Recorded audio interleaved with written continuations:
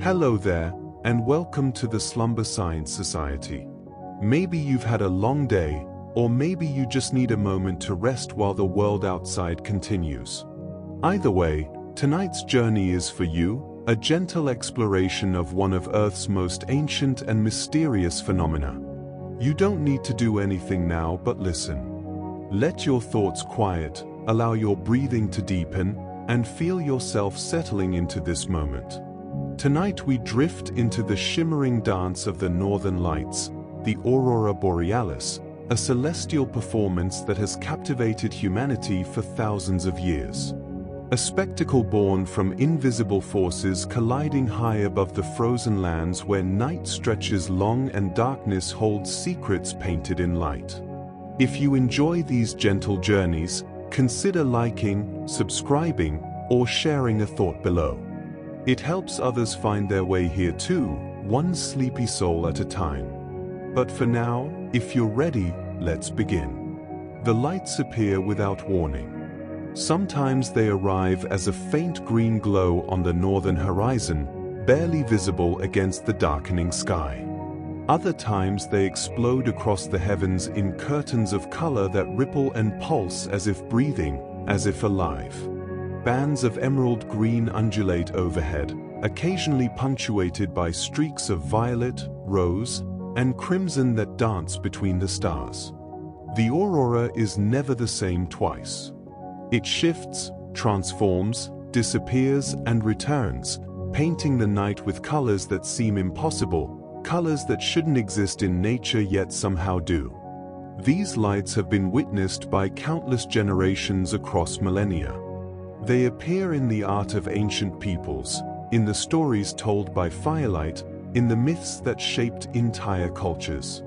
To see them is to witness something that transcends time, something that connected the first humans who gazed upward in wonder to the modern observers who still stand beneath them, equally mesmerized, equally small. The Aurora Borealis dances primarily in a band that encircles the magnetic North Pole of Earth, forming what scientists call the auroral oval. This zone shifts and pulses with the rhythm of space weather, sometimes retreating toward the pole, sometimes expanding southward to latitudes where the lights become a rare and treasured gift. The oval is not fixed. It breathes with solar activity, swelling during periods of heightened energy from the sun, contracting during quieter times. Within this zone, the lights are a near-constant presence during the dark months, though clouds and daylight often hide them from view. The auroral oval extends across the northernmost reaches of several continents. In North America, it sweeps over Alaska, northern Canada, and occasionally dips into the northern tier of the continental United States during powerful displays. In Europe, it graces the skies above Norway, Sweden, Finland, and Iceland. In Asia, it appears over northern Russia and Siberia. Within this zone, communities have lived with the aurora as a familiar companion, a regular visitor in their long winter nights. But what causes this ethereal display? The answer lies not on Earth but in space, in the constant flow of particles streaming from the sun. Our star is not the static, unchanging disk it appears to be in the daytime sky. The sun is a roiling sphere of plasma, constantly churning with magnetic fields that twist, tangle, and sometimes violently reconnect. This activity drives a wind of charged particles outward into space at speeds exceeding 1 million kilometers per hour, a stream that fills the solar system, that touches every world orbiting our star. This solar wind is composed primarily of electrons and protons, the fundamental particles that once were part of the sun's outer atmosphere before being accelerated outward by the intense heat and pressure of the solar corona. The wind is not uniform. It gusts and flows, thickens and thins, carrying with it the twisted magnetic fields of the sun. When this wind encounters Earth, it meets resistance in the form of our planet's magnetic field, the magnetosphere, an invisible shield that extends tens of thousands of kilometers into space. The magnetosphere is Earth's protection against the solar wind. Generated deep within our planet by the motion of molten iron in the outer core, this magnetic field deflects most of the solar wind around Earth, creating a bow shock on the sunward side and a long magnetic tail that stretches away on the night side. The magnetosphere compresses on the side facing the sun, pushed inward by the pressure of the wind, and extends on the opposite side like a wind sock streaming behind a pole. But the shield is not perfect. At the magnetic poles, where field lines converge and funnel downward toward the surface, the magnetosphere has gaps. Here, solar wind particles can slip through, guided by magnetic field lines like trains on invisible tracks, descending into the upper atmosphere where they collide with atoms and molecules of oxygen and nitrogen. These collisions transfer energy, exciting the atmospheric particles, causing them to glow with characteristic colors that paint the night sky. The altitude at which these collisions occur determines the color of the aurora.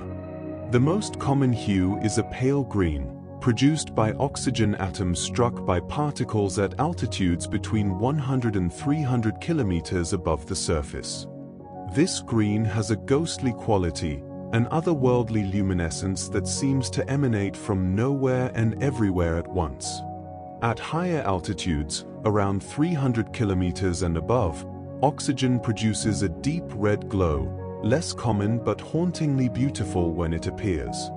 Below 100 kilometers, nitrogen takes over, creating blue and purple hues that often appear at the lower edges of auroral displays, framing the green curtains with bands of violet. The specific physics underlying these colors involves quantum mechanics and atomic structure. When an energetic electron from the magnetosphere collides with an oxygen or nitrogen atom in the upper atmosphere, the collision can transfer energy to the atom, kicking one of its electrons into a higher energy level. The atom is now in an excited state, temporarily holding more energy than its stable ground state. This excited state is unstable, and the atom will eventually return to its ground state by releasing the excess energy as a photon, a particle of light. The color of that photon, its wavelength, depends on exactly how much energy is released, which in turn depends on the specific energy levels involved in the transition. For atomic oxygen, the most common auroral transition produces light at a wavelength of 557.7 nanometers, which appears to human eyes as a yellowish-green color. This is the signature green of the aurora, so characteristic that it immediately identifies an atmospheric glow as auroral even in photographs taken from space where the curvature of the aurora's structure might not be apparent. The transition that produces this green light is unusual in a particular way. It is forbidden by the selection rules that govern most atomic transitions, meaning it has a very low probability of occurring. In laboratory conditions, where gas is dense and atoms collide frequently, an oxygen atom excited into the state that produces 557.7 nanometer emission will almost always be knocked back to the ground state by collisions with other atoms before it can emit a photon. But at auroral altitudes, where the atmosphere is extraordinarily thin, collisions between atoms are rare. An excited oxygen atom can remain in its excited state for nearly a second without encountering another atom, time enough for the forbidden transition to occur and a green photon to be emitted. This means the aurora's characteristic green can only occur at high altitudes where the atmosphere is thin enough. At lower altitudes, collisions quench the emission before it can happen, and different transitions dominate, transitions that are allowed by selection rules and occur much more rapidly. This is why the aurora has a lower boundary, why it doesn't extend downward into the denser atmosphere. The particles creating the aurora deposit their energy as they collide with atmospheric atoms and molecules, and once that energy is exhausted, they can no longer produce light. The depth to which particles penetrate depends on their energy, high-energy particles can reach lower altitudes before being stopped, while lower-energy particles are stopped higher up. The red emissions from oxygen, occurring at 630 and 636.4 nanometers, result from transitions that are even more forbidden than the green line. These require approximately 110 seconds for the excited atom to emit its photon, meaning they can only occur at altitudes above 250 kilometers or so where collision times are even longer. The deep red tops of bright auroral displays mark regions where relatively low-energy electrons are exciting oxygen at very high altitudes where the atmosphere is nearly a vacuum. These red emissions are sometimes visible to the eye during intense displays but are often too faint to trigger human color vision, appearing as white or gray enhancements to the brighter green below. Nitrogen contributes blue and violet colors, particularly at lower edges of auroral curtains. Unlike oxygen, which emits line spectra at specific wavelengths, nitrogen molecules emit band spectra, ranges of wavelengths that appear to the eye as broader colors. Ionized nitrogen molecules that have lost an electron, produces blue emissions, while neutral nitrogen molecules produce a deep violet-red color. The intensity of nitrogen emissions relative to oxygen depends on the energy distribution of the precipitating particles and on the exact altitude range where energy is being deposited. During intense displays, particularly during the brightest phases of auroral substorms, all of these colors can be present simultaneously, creating auroras with complex color structures. A single curtain-viewed edge-on might show blue at its bottom edge, transitioning to brilliant green through the main body, topped by red fringes, all shifting and flowing as the particle precipitation varies in energy and intensity. The human eye integrates these colors together with the varying brightness across the display, creating the subjective experience of watching the aurora, an experience that proves difficult to describe because it combines color, motion, scale, and context in ways that static descriptions inevitably simplify. Cameras, particularly modern digital cameras capable of long exposures and high sensitivity, can capture auroral colors that human eyes miss. A display that appears faint and white to direct observation might show brilliant green in a long exposure photograph as the camera accumulates light over seconds that the eye integrates over only fractions of a second. This has created some confusion among aurora tourists who expect to see the vivid greens and reds visible in promotional photos but encounter reality more subdued, particularly during modest displays far from storm intensity.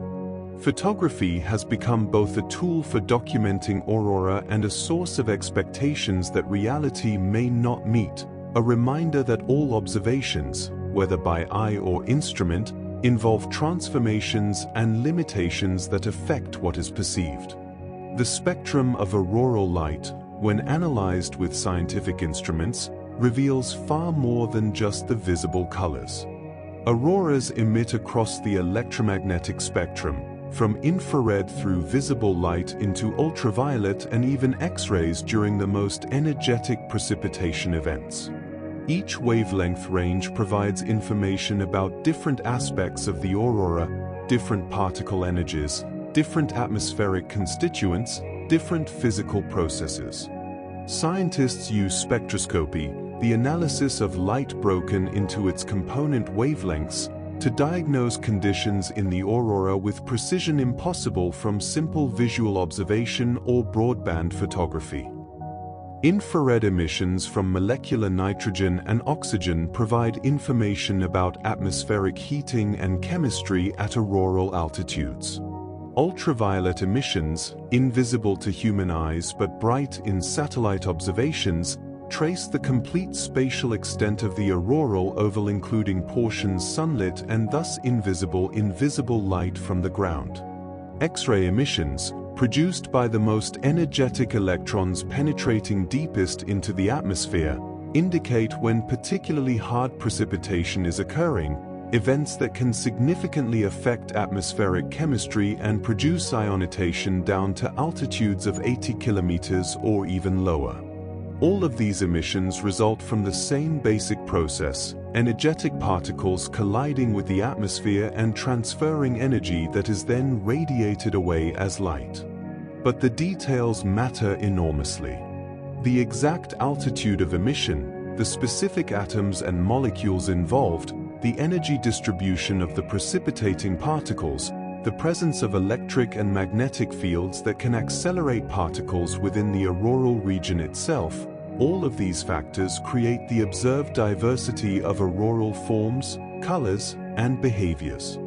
The aurora is simple in principle but complex in practice, governed by physics that is well understood at the level of individual processes but difficult to predict in aggregate because of the many interacting factors and the chaotic nature of the magnetospheric dynamics that drive precipitation.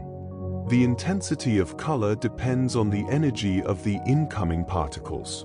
During quiet periods, the aurora may be faint, visible only as a pale glow that camera sensors capture far better than the human eye.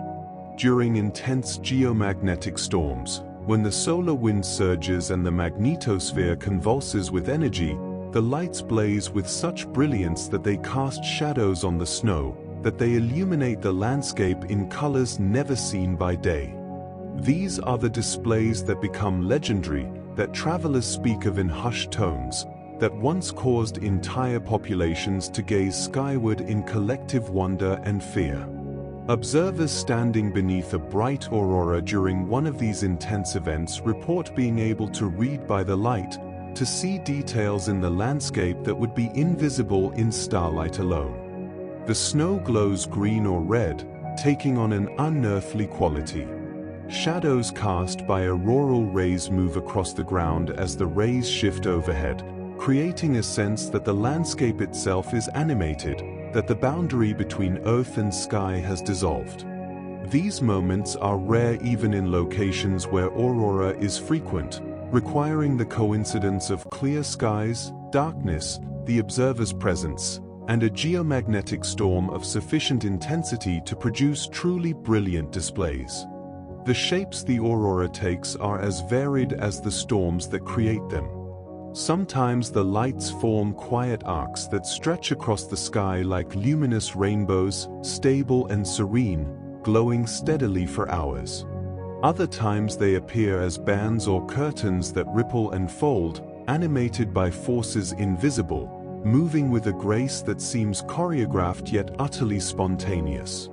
The curtains can pulse, brightening and dimming in rhythms that seem almost musical, as if the sky itself has learned to breathe. During the most intense displays, the aurora can form coronas, structures where rays of light appear to converge overhead at the magnetic zenith, creating the illusion that the observer stands directly beneath a point where all the energy focuses, where all the streams of light meet.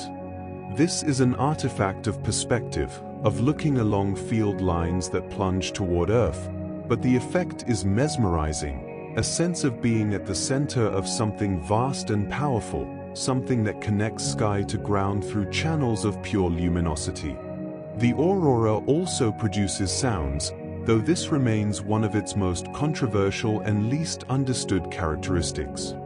For centuries, observers in the far north have reported hearing noises accompanying bright displays: crackles, hisses, swishes, sounds described as being like rustling silk or distant static. These reports were often dismissed as imagination or misattribution, as sounds from other sources mistakenly linked to the lights. But research in recent decades has begun to validate these experiences, suggesting that under certain conditions, localized electric fields near the ground can create audible discharges associated with auroral activity. The sounds are rare and fleeting, requiring specific atmospheric conditions and observer locations, but their existence adds another dimension to the auroral experience, transforming it from purely visual spectacle to something more immersive, more encompassing. To stand beneath the aurora during one of these events is to be surrounded by light and sound, by a phenomenon that engages multiple senses, that reminds us how much of the natural world operates beyond our daily perception. Humans have watched these lights for as long as humans have lived in the northern latitudes. The aurora appears in the earliest records of cultures who made their homes in the auroral zone, who learned to navigate and survive in lands where winter darkness lasts for months and the cold reaches depths that make survival itself an act of defiance against nature. To these people, the aurora was not merely a curiosity but a presence, something that demanded interpretation, that required incorporation into their understanding of the world and their place within it. The indigenous peoples of the Arctic developed rich traditions around the aurora, stories and beliefs that reflected their intimate relationship with the land and sky. The Inuit of Alaska and northern Canada saw in the lights the spirits of their ancestors, of seals and whales and other animals important to their survival. Some believed the aurora was the torches of spirits guiding deceased souls to the afterlife, illuminating the path between worlds. Others saw them as spirits playing ball with a walrus skull, the swishing movements of the lights reflecting the game being played in the sky. Among some Inuit groups, there was a belief that whistling at the aurora would cause it to descend toward the observer, and that one should be quiet in its presence, respectful of forces that could reach down and touch the world of the living. This wariness reflected a practical wisdom, an acknowledgement that the lights represented powers beyond human control, phenomena that existed in realms where ordinary rules did not apply. The aurora was beautiful but also potentially dangerous, a reminder that the world contained forces that demanded respect and caution. The Inuit worldview held that humans possessed two souls, one of which could leave the body at night during sleep. This free soul or shadow could be visible as fire when traveling, and dreams carried religious and prophetic significance. Ghosts of those who died with taboos unobserved often took the form of fire or a ball of fire. The connection between light, fire, souls, and the aurora was deeply embedded in Inuit cosmology. The lights in the sky were not merely physical phenomena but spiritual manifestations, entities with agency and intention that interacted with the world of humans in ways both subtle and direct. The Chipewyan Dene people, who lived south of the central Canadian Arctic, saw the aurora as spirits of departed friends dancing. The explorer Samuel Hearne recorded this belief in 1771 during his journeys through the region. The association of aurora with the dance of spirits was common across multiple indigenous groups, suggesting either cultural diffusion of the belief or independent development of similar interpretations based on the aurora's motion, its shifting, flowing quality that resembles choreographed movement. The concept of the aurora as spiritual beings was not limited to North America. The Sami people of northern Scandinavia, whose traditional lands stretch across Norway, Sweden, Finland, and the Kola Peninsula of Russia, developed their own complex relationship with the aurora. In Sami tradition, the lights were sometimes seen as the energy of departed souls, particularly those who had died violent deaths. There was a prohibition among some Sami communities against pointing at the aurora or mocking it, actions believed to invite misfortune or to risk angering the spirits manifested in the lights. Violating these prohibitions could result in the aurora reaching down and carrying away the offender, or causing illness or death to family members. The Sami also observed that the aurora often appeared brighter before or after storms, a correlation that modern science has confirmed through the understanding of space weather patterns. This practical observational knowledge was integrated into Sami weather law and seasonal planning. The aurora served as one among many signs in the natural world that informed decisions about when to move camp, when to undertake journeys, when conditions might become dangerous. Indigenous knowledge systems developed over countless generations incorporated the aurora not as superstition but as data, empirical observations about correlations in the natural world that had practical survival value. In Sami spirituality, the aurora connected to beliefs about the upper world, one of multiple realms in their cosmology. The aurora existed in a space between earthly and celestial realms, visible from the ground but occurring far overhead, neither fully of this world nor fully of the next. This liminal quality made the aurora particularly significant in spiritual practices and mythology. Shamanic journeys might involve traveling through or past the aurora, engaging with the spirits and forces present in that intermediate space. Inuit religion, like that of the Sami, was characterized by what anthropologists might call animism, though that term risks oversimplification. Inuit belief held that animals, natural features, and phenomena possessed Inua, an inner person or essence that was intelligent and could interact with humans. The aurora, known by various names across Inuit dialects, had its own Inua, its own spirit or consciousness. Treating the aurora disrespectfully was not merely ill-advised from a pragmatic standpoint but morally wrong, a violation of proper relationships between humans and the other-than-human persons who shared the world. Central to traditional Inuit spirituality was the role of the Angakuk, shamans or ritual specialists who served as intermediaries between the human community and the spiritual realm.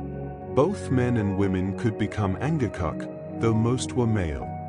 These individuals possessed helper spirits called Tongate or Tornate, which resided in dolls, figurines, or other objects and provided the Angakuk with power and knowledge.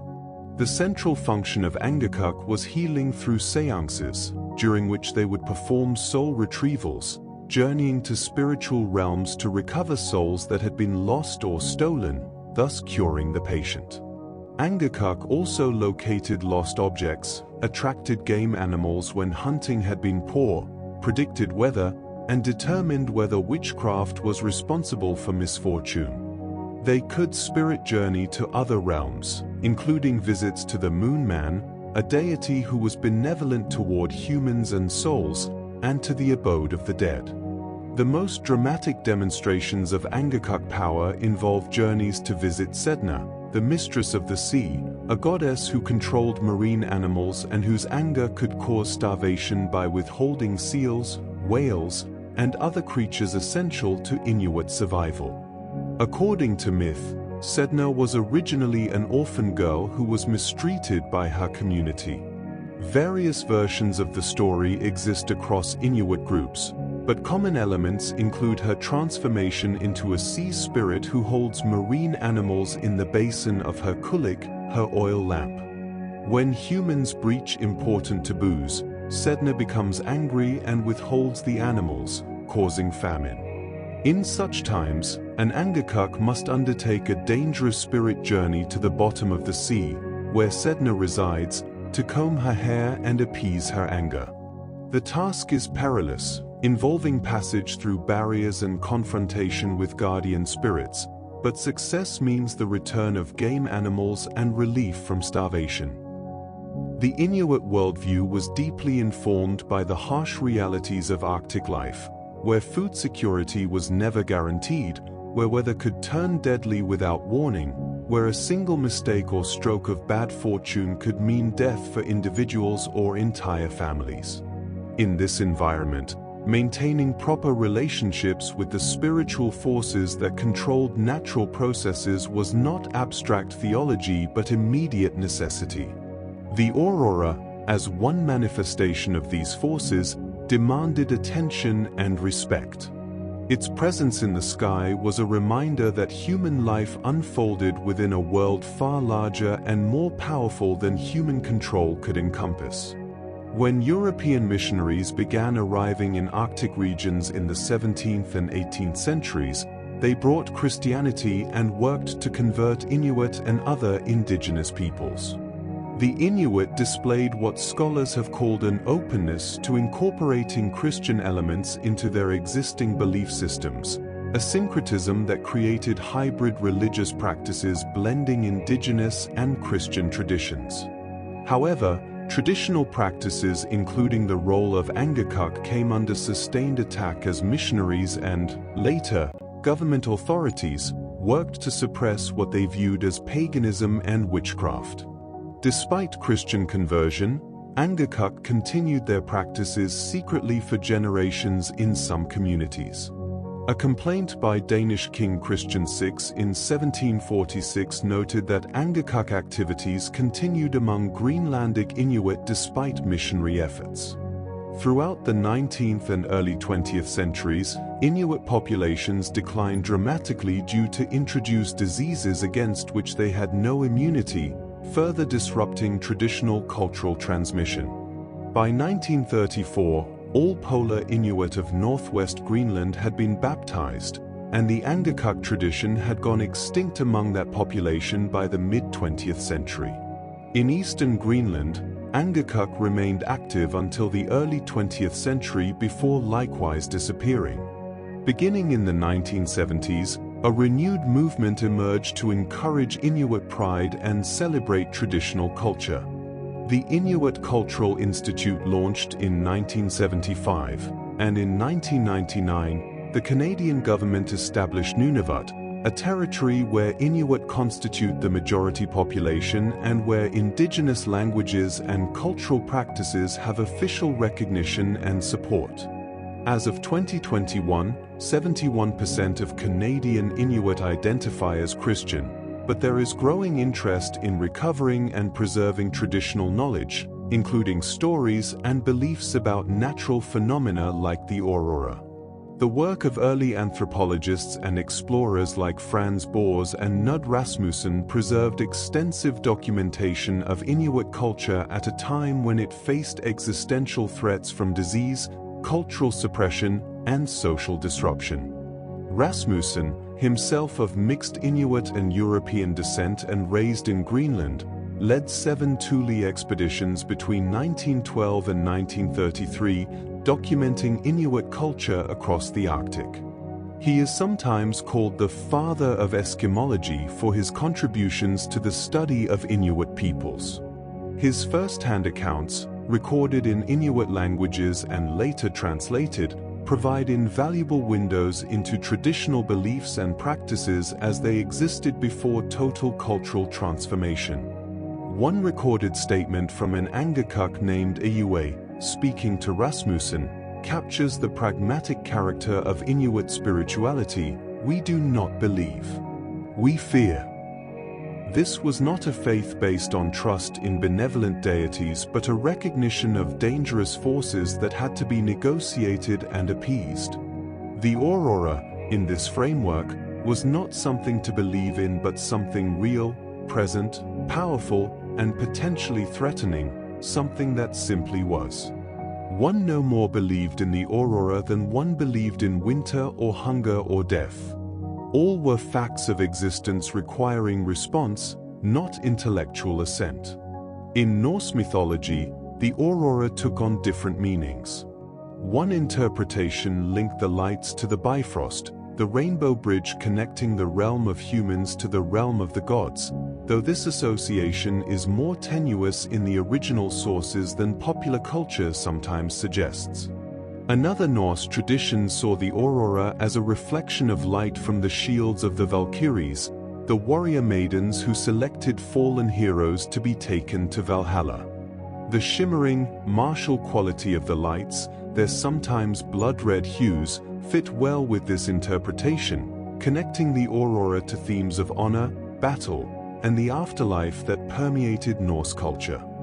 Further south in Europe, where the aurora appeared only rarely, its manifestations often provoked fear and alarm. Medieval chronicles occasionally record unusually bright auroral displays that extended to lower latitudes, events described in terms of fire in the sky, of blood-red clouds, of omens foretelling disaster. The aurora observed over London in September 1839 was so bright and red that fire brigades were called out, citizens believing parts of the city were ablaze. The lights visible across much of Europe during the Great Storm of 1859 similarly prompted widespread panic, as telegraph systems failed and strange electrical phenomena accompanied the brilliant display overhead. These southern sightings were rare enough to be noteworthy, unusual enough to be recorded in historical documents that give us glimpses of auroral activity from centuries past. They also reveal something about human nature, about how we respond to the unexpected, to phenomena that violate our assumptions about how the world should behave. The aurora in the Arctic was familiar, integrated into culture and cosmology. The aurora appearing unexpectedly in temperate zones was alarming, a disruption of normal order that demanded explanation and often inspired fear. The scientific study of the aurora began in earnest during the Enlightenment, as natural philosophers across Europe turned their attention to understanding the physical world through observation and experiment. The aurora presented a challenging subject. It appeared and vanished unpredictably, varied wildly in intensity and form, and occurred primarily in regions that were difficult to access and sparsely populated. Early theories ranged widely, proposing mechanisms involving reflected sunlight, atmospheric fires, electrical discharges, and interactions with mysterious fluids or forces. One of the first systematic observers was the French scientist Jean-Jacques Dortus de Mairan, who in the 1730s proposed that the aurora was caused by solar material interacting with Earth's atmosphere. This was remarkably prescient, anticipating by more than 2 centuries the understanding that would eventually emerge. De Mairan's work helped establish that the aurora was not a local atmospheric phenomenon like clouds or lightning, but something with connections to processes occurring at a much grander scale, involving the sun itself. Throughout the 18th and 19th centuries, observers in Northern Europe, Russia, and North America made increasingly detailed records of auroral displays, noting their colors, shapes, frequencies, and apparent relationships to other phenomena. It became clear that auroras occurred more frequently during certain years and less frequently during others, following what appeared to be a roughly 10 to 11-year cycle. This observation would eventually be linked to the sunspot cycle, discovered by Samuel Heinrich Schwab in the mid-1800s, though the connection between sunspots and auroras would not be fully understood for many decades. The pattern was unmistakable once sufficient data had been collected across decades. Years with numerous sunspots coincided with years of frequent aurora sightings, while years when the sun's face appeared smooth and unmarked corresponded to quieter auroral activity. The correlation was strong but not perfect, suggesting that the relationship between solar activity and terrestrial phenomena was real but mediated through processes not yet understood. The mechanism remained elusive, as did the nature of sunspots themselves, dark patches on the solar surface that appeared and evolved and faded according to patterns that defied simple explanation. Edward Sabine, a British astronomer and geophysicist, demonstrated in 1852 that geomagnetic storms, sudden disturbances in Earth's magnetic field detectable with sensitive magnetometers, occurred with the same 10 to 11-year periodicity as sunspots. This established the solar-terrestrial connection more firmly, showing that the sun's influence on Earth extended beyond light and heat to include effects on the magnetic field. Sabine's work built on observations by George Graham, who had noted in 1724 that magnetic compasses regularly deflected from north in daily patterns, indicating that something external to Earth was influencing the magnetic field in predictable ways. These were the first steps toward recognizing that Earth existed within a space environment, that the planet was not isolated but constantly buffeted by influences from beyond its atmosphere. The development of electromagnetic theory in the 19th century provided new tools for thinking about the aurora. James Clerk Maxwell's equations, published in the 1860s, unified electricity and magnetism into a single theoretical framework that described how electric and magnetic fields interacted and propagated through space. Scientists began to understand that electricity and magnetism were intimately related, that moving charges created magnetic fields and that changing magnetic fields could induce electric currents. These insights suggested that the aurora might involve electrical processes in the upper atmosphere, processes driven by interactions between Earth's magnetic field and some external source of charged particles. But what was that external source? The Sun seemed the obvious candidate given the correlations with sunspot activity, but how could the Sun influence Earth across the vast distance of space? Light traveled that distance, certainly, but light alone could not explain magnetic disturbances or auroral displays. Some scientists proposed that the Sun emitted streams of charged particles that traveled through space and eventually reached Earth, while others favored explanations involving electromagnetic waves or unknown forms of radiation. The debate would continue for decades, limited by the lack of direct observational evidence for conditions in the space between Earth and Sun. In 1859, an event occurred that dramatically demonstrated these connections. On the morning of September 1st, British astronomer Richard Carrington was observing the Sun through a telescope, projecting its image onto a screen in his private observatory. He was sketching a large group of sunspots, carefully recording their positions and appearances as part of a long-term study of solar activity. Without warning, two intensely bright patches of white light erupted from within the sunspot group, so bright they were visible even against the dazzling surface of the Sun. Carrington watched in astonishment as the flare evolved over several minutes, growing, shifting, and then gradually fading back to the normal brightness of the surrounding solar surface. This was one of the first documented observations of a solar flare, a massive explosion in the Sun's atmosphere that releases enormous amounts of energy across the electromagnetic spectrum, from radio waves through visible light to X-rays and gamma rays.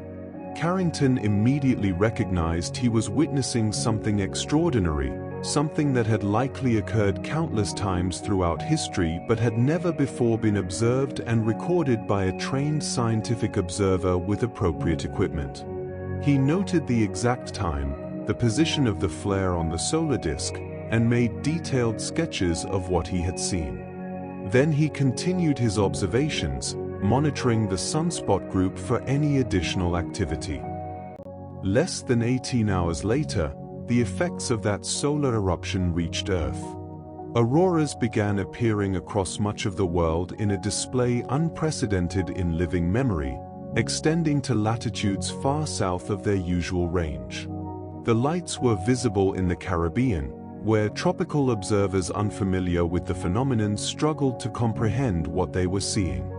They appeared over Hawaii, in the Central Pacific, a region where aurora is essentially never observed. Over the Mediterranean Sea, the skies glowed red and green, colors that ancient Roman writers had described centuries before but that had not been seen in those latitudes for generations. In New York City, residents gathered in the streets to watch the sky dance with colored light.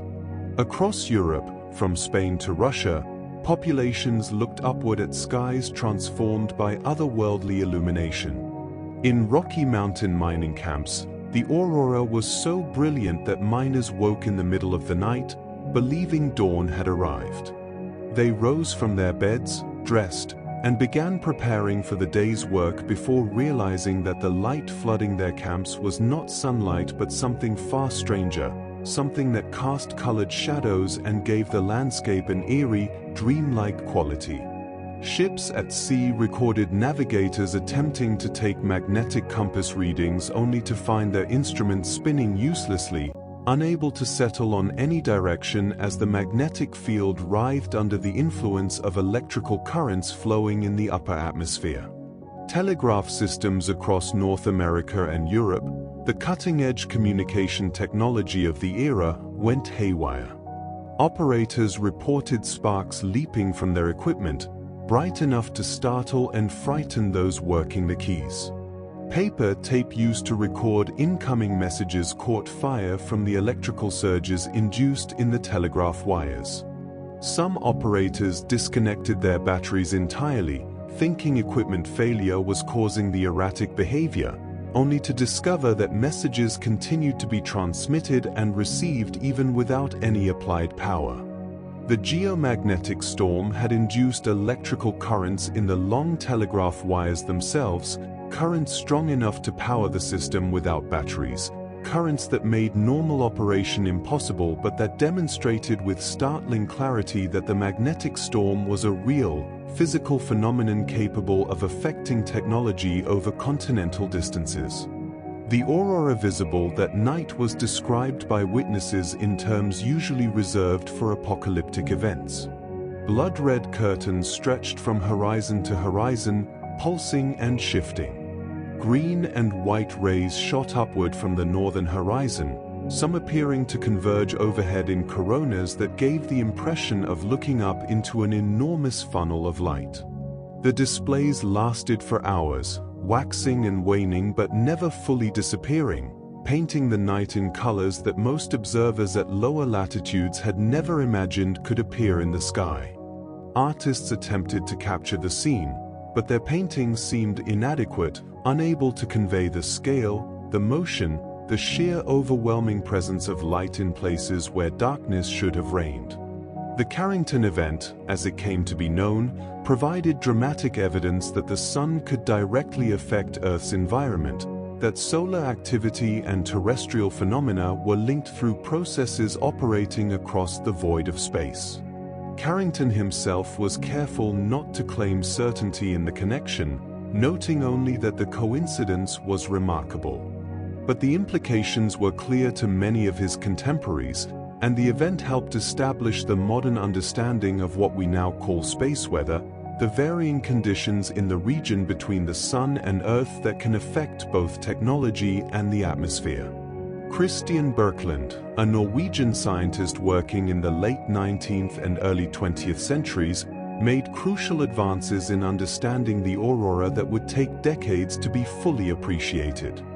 Born in 1867 in Christiania, modern-day Oslo, Birkeland showed an early aptitude for physics and mathematics. He became a professor at the Royal Frederick University at the remarkably young age of 31, already displaying the combination of theoretical insight and experimental creativity that would define his career. Birkeland was fascinated by the aurora and convinced that understanding it required both careful observation in the field and systematic experimentation in the laboratory.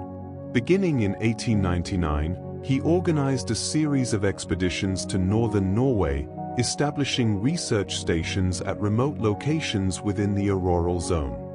These were not simple observing trips but comprehensive scientific campaigns involving teams of researchers and tons of equipment hauled to sites accessible only by boat and overland transport. The stations operated through the dark Arctic winter, collecting data continuously when weather permitted.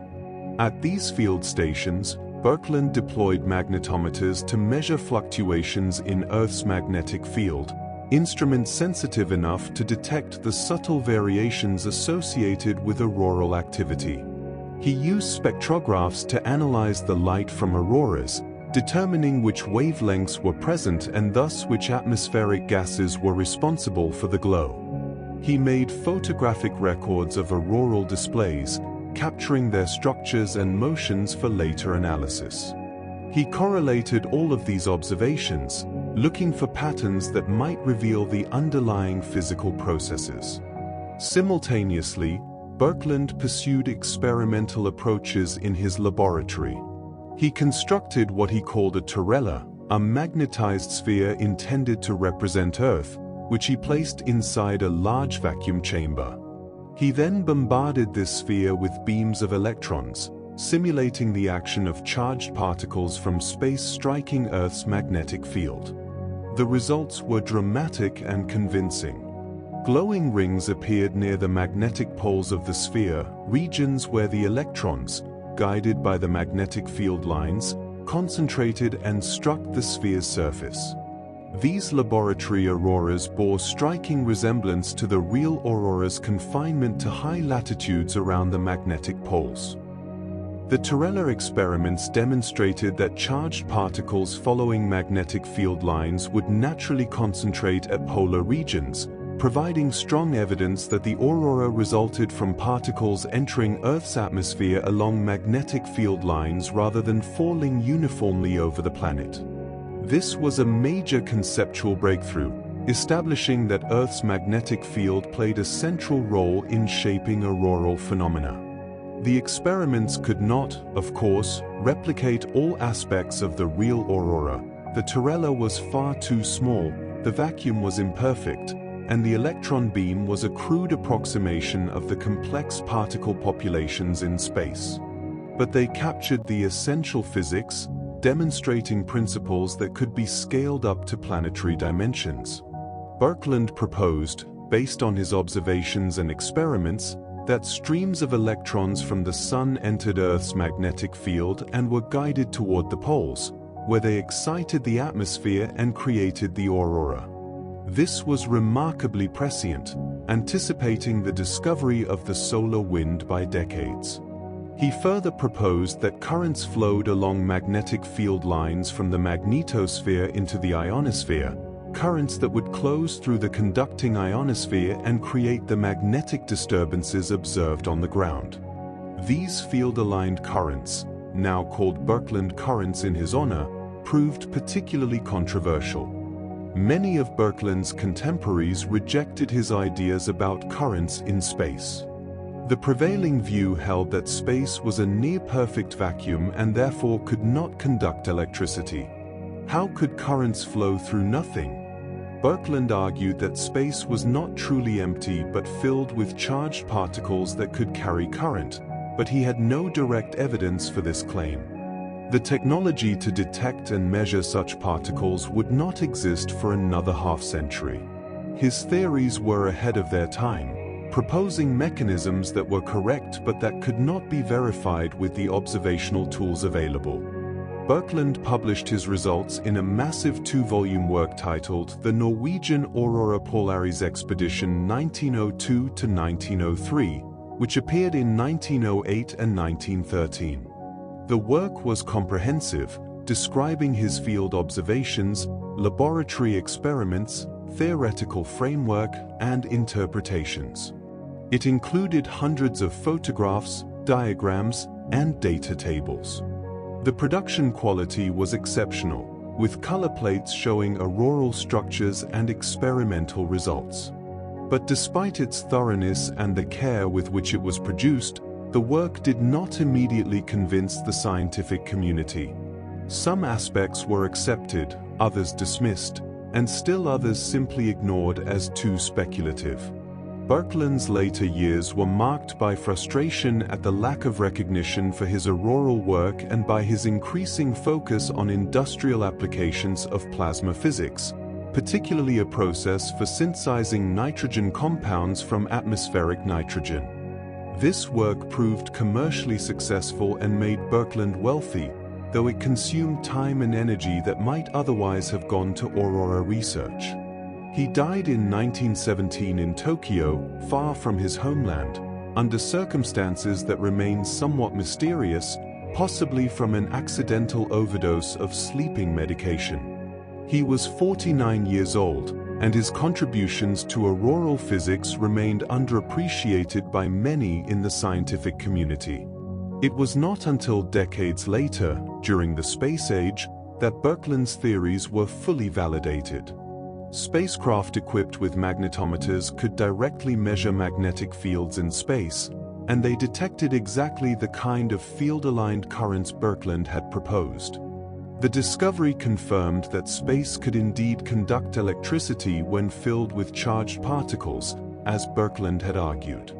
In December 2007, nearly a century after Birkeland published his predictions, NASA's Themis mission discovered magnetic ropes connecting Earth's magnetosphere to the Sun during periods of magnetic reconnect ion, confirming a specific mechanism Birkeland had proposed in 1908 for how solar material could transfer energy to Earth's magnetic environment.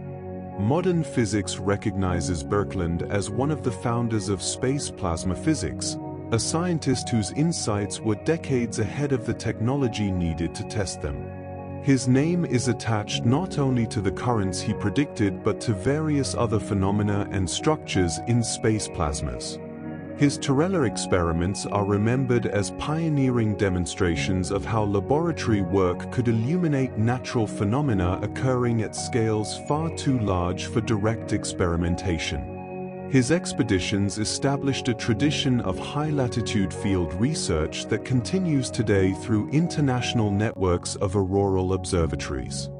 The Norwegian 200 krone banknote bears his portrait, recognizing him as one of Norway's most significant scientific figures. The story of Birkeland illustrates how scientific progress sometimes requires theories to wait for technology to catch up, how correct ideas can be dismissed when they propose phenomena beyond current observational capabilities, and how individual scientists can make fundamental contributions that are only fully appreciated by later generations. It also demonstrates the value of combining different approaches, theoretical work, laboratory experiments, and field observations, to attack difficult problems from multiple angles. Birkeland's success stemmed from his refusal to rely solely on any single method, instead weaving together insights from experiments in his laboratory with data from the frozen north and theoretical calculations at his desk. The existence of the solar wind itself was not confirmed until the space age.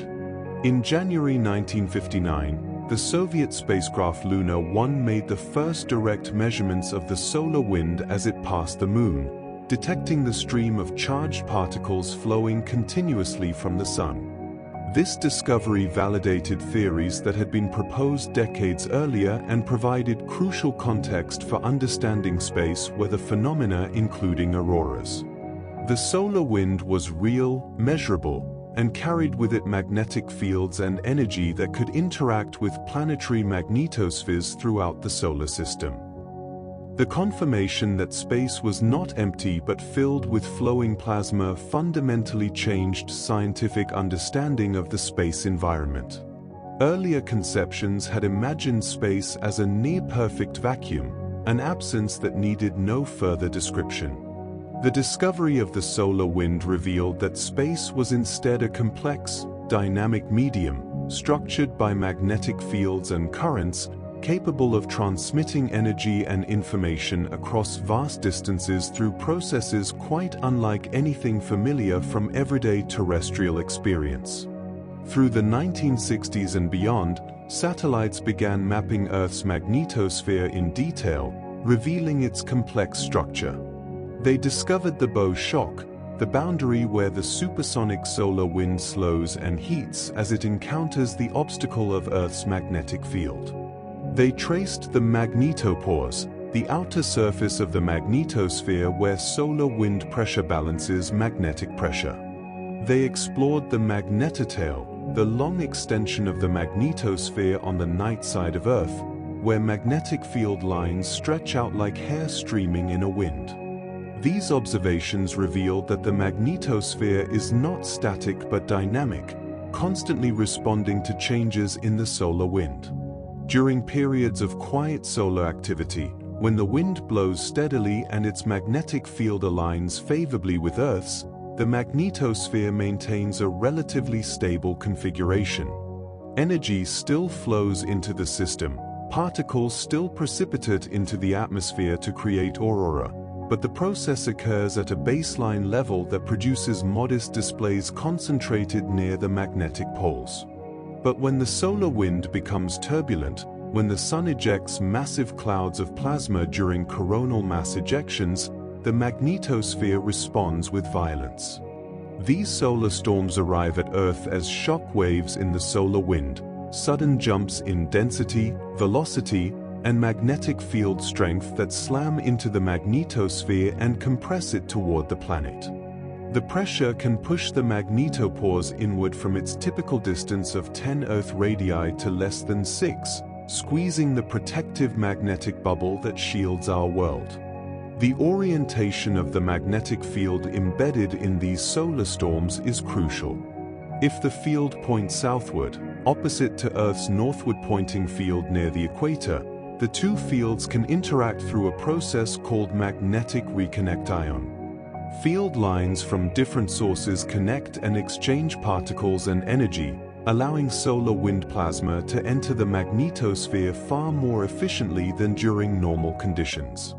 This transferred energy charges the magnetosphere like a battery, building up stresses that eventually release in the form of geomagnetic substorms and storms that send torrents of particles cascading into the atmosphere, creating aurora that blaze across the sky with unprecedented intensity. The relationship between solar activity and auroral frequency follows the solar cycle, the roughly 11-year pattern of rising and falling sunspot numbers. During solar maximum, when the Sun's surface roils with numerous sunspot groups and frequent flares, geomagnetic storms occur more often and auroras reach lower latitudes more frequently. During solar minimum, when the Sun's face appears smooth and unblemished for weeks or months at a time, the aurora retreats toward the poles and displays become less frequent, though they never cease entirely. This cycle affects not just the aurora but the entire space environment around Earth. Satellites experience more anomalies during solar maximum as they transit regions of enhanced radiation. Radio communications suffer more frequent disruptions. Even the upper atmosphere responds, heating and expanding during active periods, increasing drag on spacecraft in low Earth orbit and causing their orbits to decay more rapidly. The aurora is the visible manifestation of processes that affect numerous aspects of our technological civilization, processes that remained completely unknown to humanity until recent centuries. The discovery of the solar wind and the mapping of the magnetosphere also revealed that Earth is not unique in possessing auroras. Other planets with substantial magnetic fields also experience auroral displays. Jupiter's auroras are immense, powered by the giant planet's powerful magnetic field and by interactions with its volcanic moon Io, which injects tons of material into the magnetosphere every second. Saturn's auroras have been observed by spacecraft visiting that ringed world, glowing in ultraviolet wavelengths at the poles. Even Mars, which lacks a global magnetic field today, experiences localized auroral displays associated with patches of crustal magnetization left over from the planet's ancient magnetic field. These extraterrestrial auroras demonstrate that the fundamental physical processes creating Earth's aurora are universal, occurring wherever charged particles interact with magnetic fields and atmospheres.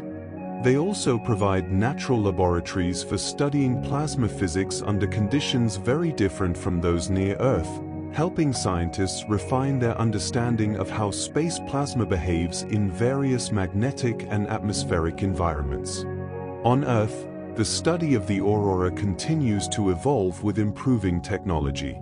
Ground-based observatories in the auroral zone maintain networks of cameras, magnetometers, radar systems, and other instruments that monitor the lights continuously.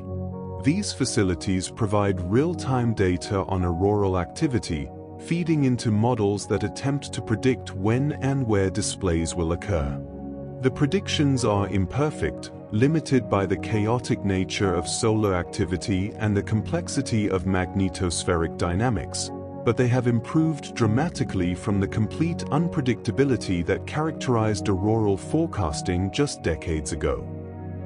One crucial piece of infrastructure for auroral prediction is the constellation of spacecraft monitoring the solar wind. The Advanced Composition Explorer, launched in 1997, orbits the first Lagrange point, a gravitationally stable location about 1.5 million kilometers sunward of Earth.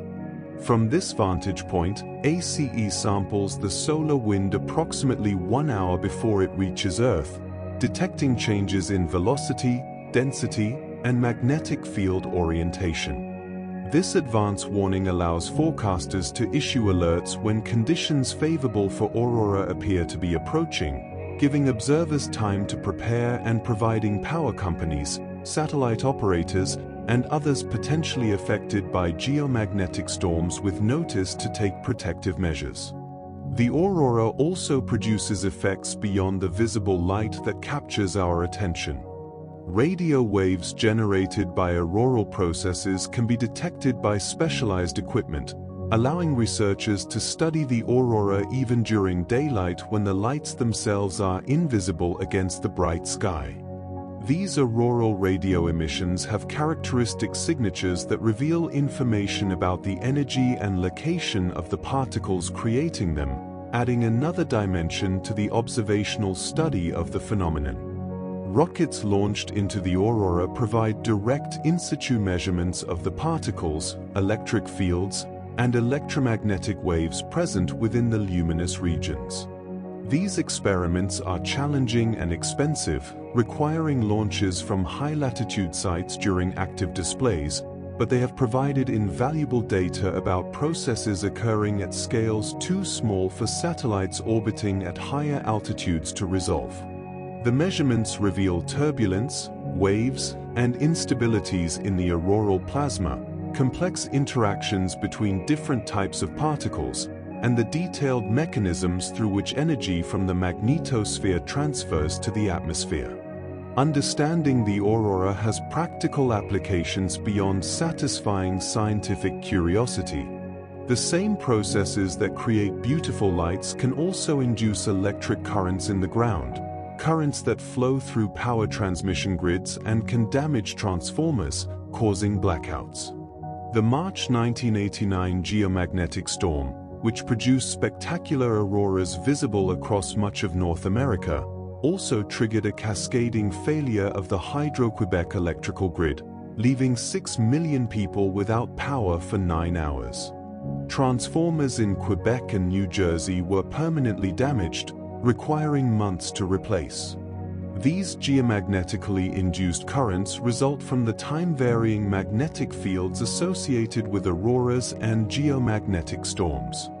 As auroral currents flow through the ionosphere overhead, they create magnetic fields that change rapidly, inducing electric fields in the conducting earth below.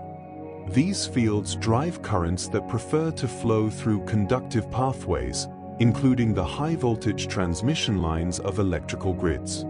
The currents themselves are not large, but they have a quasi-DC character that can saturate transformer cores, causing them to overheat and fail.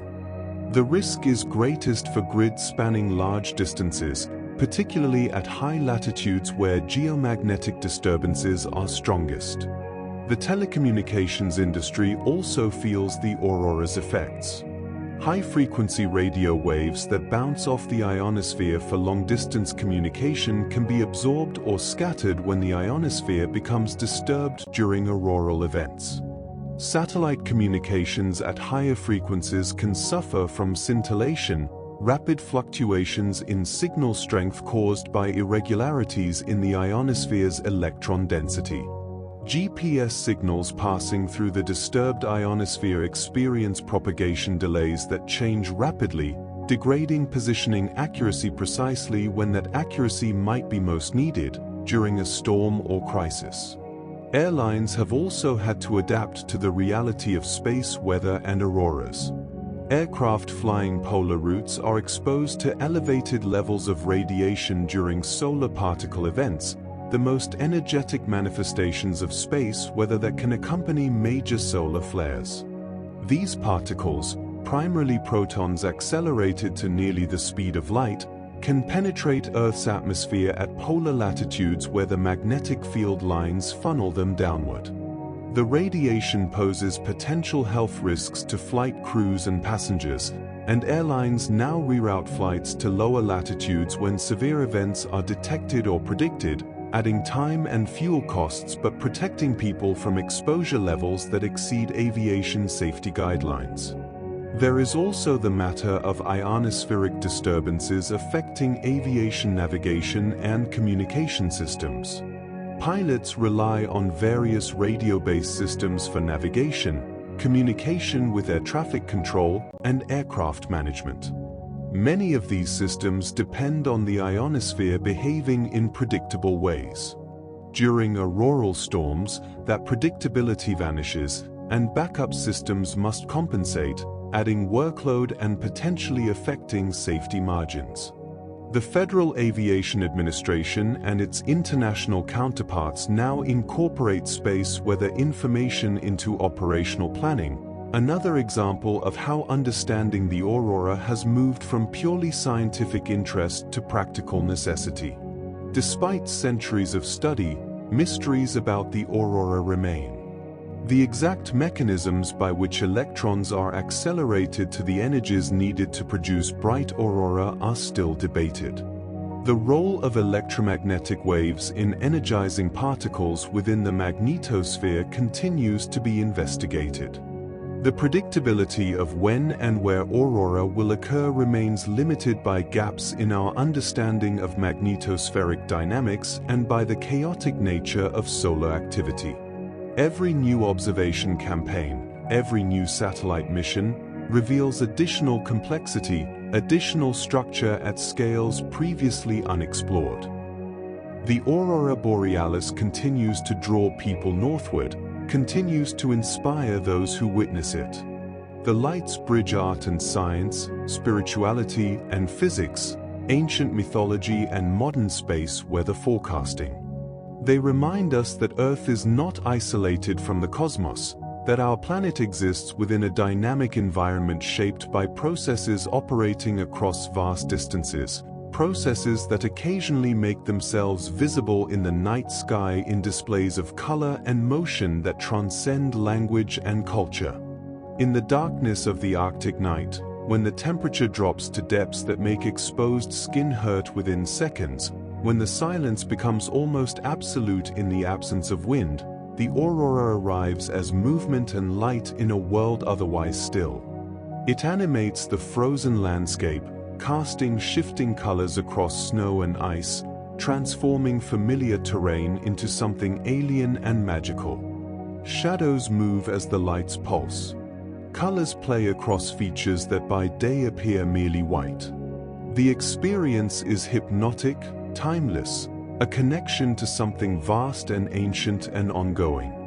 The indigenous peoples who have lived with the aurora for countless generations understood this connection intuitively, even if they explained it through stories of spirits and ancestors rather than through equations describing plasma physics.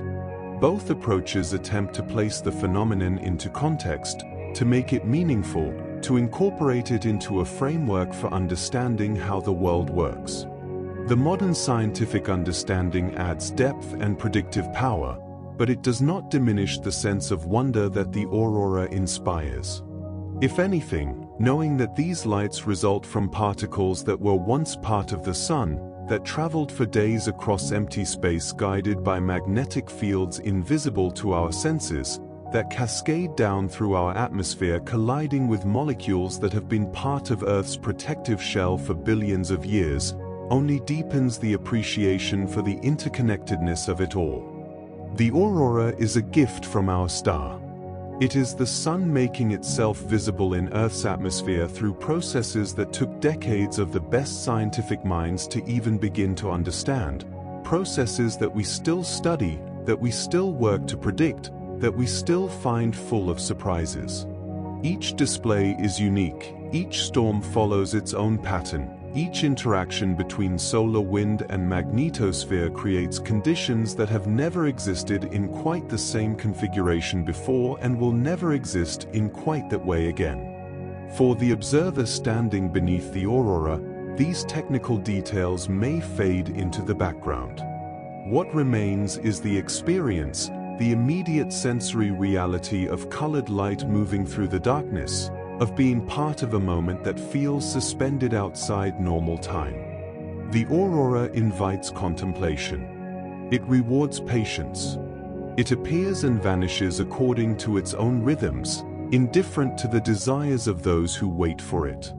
When it blazes across the sky in full glory, it commands complete attention, dominating the visual field, overwhelming other sources of light, turning night into something other than mere absence of day. The photographic revolution has brought the aurora to audiences who may never visit the high latitudes where displays are common.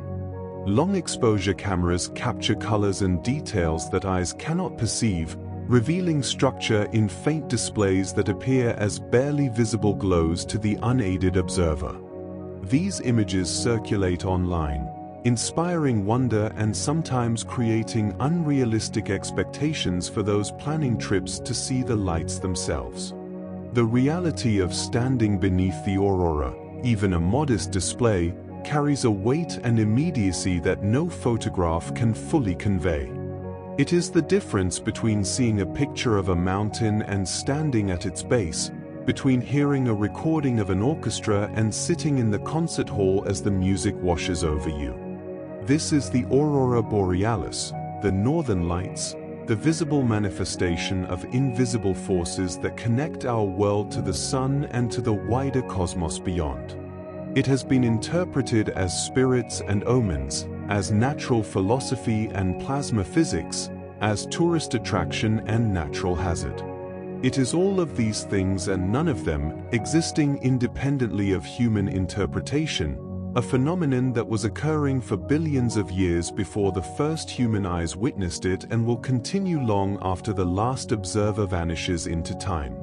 The aurora appears within a specific region of Earth's atmosphere and magnetosphere, confined by the geometry of our planet's magnetic field and the dynamics of charged particles flowing through near-Earth space. This region, the auroral oval, forms a ring around each magnetic pole, expanding and contracting with solar activity but maintaining its basic structure. Understanding this geography of the aurora required centuries of observations from widely separated locations, observations that gradually revealed patterns in when and where the lights appeared. The auroral oval lies at latitudes typically between 65 and 75 degrees in the northern hemisphere, though this can vary significantly. The oval is centered not on the geographic North Pole, the point where Earth's rotation axis intersects the surface, but on the North Magnetic Pole, currently located in the Canadian Arctic but slowly migrating over time due to changes in the configuration of Earth's internal magnetic field. Because the magnetic poles do not coincide with the geographic poles, the auroral oval reaches different geographic latitudes at different longitudes, bringing frequent displays to some areas while remaining persistently out of view from others at similar latitudes. Alaska's city of Fairbanks sits near 65 degrees north latitude, placing it squarely within the auroral oval during typical geomagnetic conditions. On clear winter nights, auroras are visible from Fairbanks on average more than 200 nights per year, making it one of the premier locations worldwide for aurora observation.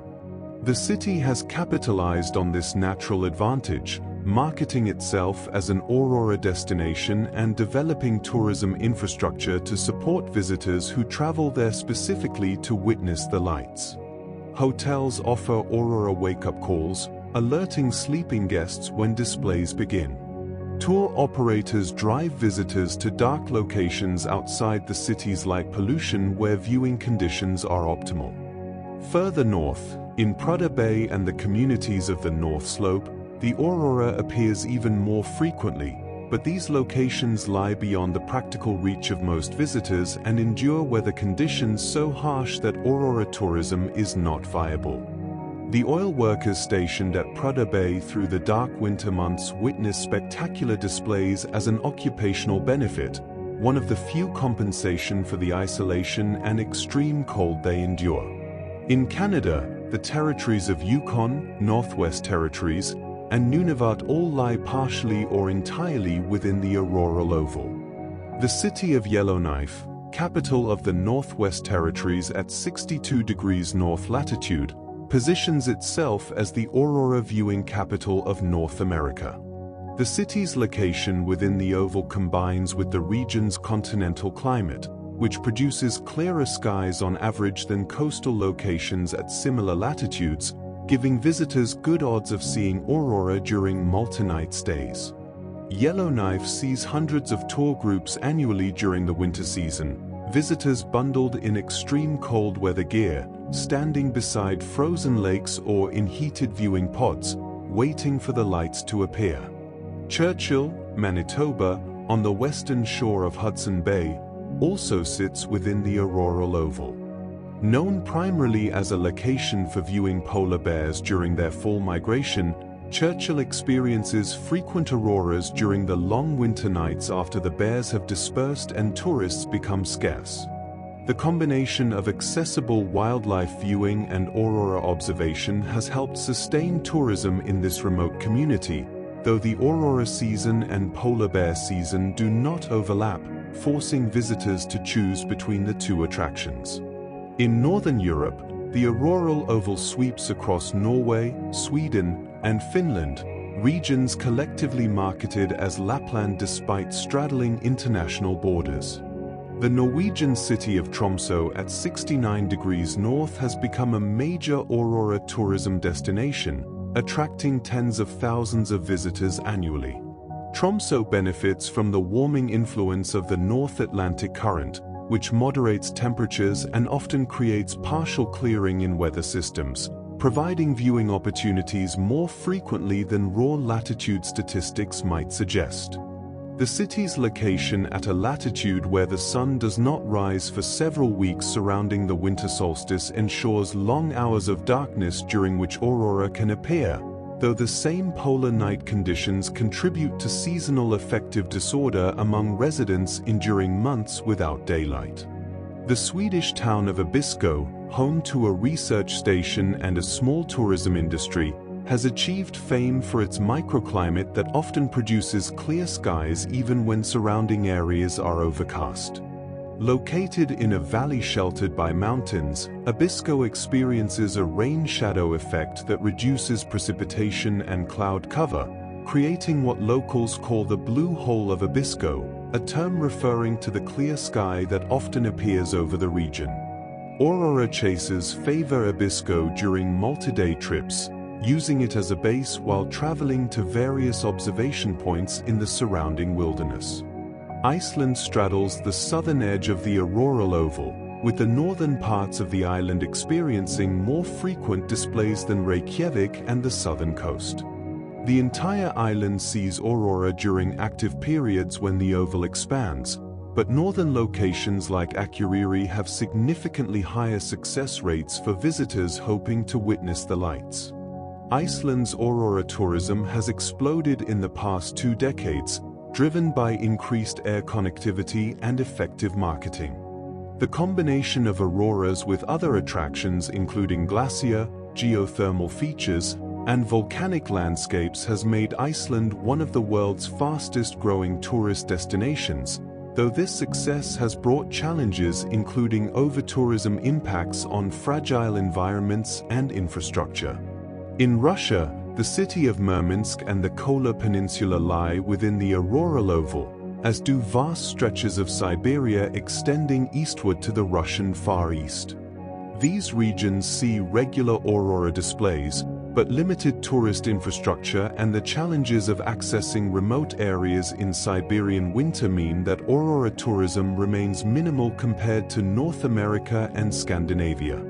The aurora that appears over Siberia is witnessed primarily by residents of small communities scattered across the Northern Territories and by workers at remote industrial sites extracting minerals and hydrocarbons from the frozen ground.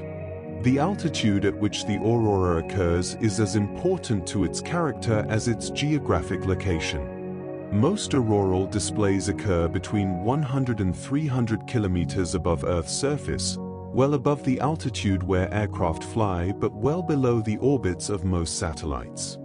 This places the aurora in the thermosphere, the layer of atmosphere where temperature increases dramatically with altitude due to absorption of extreme ultraviolet and X-ray radiation from the sun. At these altitudes, the atmosphere is extremely thin, so thin that particles can travel meters or even kilometers between collisions, yet dense enough that incoming charged particles from the magnetosphere find sufficient targets to produce visible light. The different colors of the aurora occur at different altitudes because the atmospheric composition varies with height. Below about 120 kilometers, nitrogen molecules dominate the emissions, producing blue and purple hues. The deep blue of nitrogen is less commonly seen because aurora rarely penetrate to these lower altitudes where the atmosphere becomes dense enough to rapidly absorb the energy of incoming particles.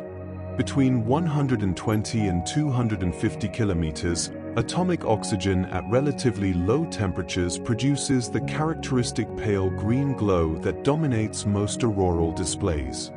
Above 250 kilometers, where oxygen is less dense and has more time to transition between energy states, the same atoms produce deep red emission, creating the red tops occasionally seen on auroral curtains during strong displays. This vertical structure means that observers on the ground view different colors depending on the geometry of their sight line through the aurora. Curtains or bands viewed edge-on may show a green lower edge transitioning to red at the top, revealing the altitude stratification. Curtains or patches viewed from directly below may appear more uniformly colored as the sight line integrates through regions of similar altitude. The constantly changing structure and orientation of auroral forms produces constantly shifting colors and patterns, adding to the hypnotic quality of the display. The geographic distribution of the aurora has influenced human history in ways both obvious and subtle. The aurora's confinement to high latitudes meant that it was unknown or rarely seen by the great civilizations of antiquity that developed at lower latitudes in Mesopotamia, Egypt, the Indus Valley, China, and Mesoamerica. To these cultures, the aurora did not exist as a regular phenomenon requiring explanation or incorporation into cosmology. When it did appear during extreme solar storms that pushed the auroral oval toward the equator, it was an omen, a disruption of natural order, something documented in historical records precisely because of its exceptional nature. The Roman historian Pliny the Elder described a blood-red sky observed over Rome during a storm, describing it in terms that suggest a rare auroral display visible at Mediterranean latitudes. Chinese astronomical records chronicle unusual celestial phenomena including what were likely auroras, though interpreting ancient descriptions of colored clouds and fires in the sky remains challenging without the explicit understanding of what was being observed. Japanese historical documents similarly contain references to unusual atmospheric lights, events catalogued meticulously as they were in China but without the scientific framework to identify them as manifestations of the same phenomenon regularly seen far to the north. In contrast, cultures that developed within or near the auroral oval integrated the lights into their worldview as a regular presence requiring explanation.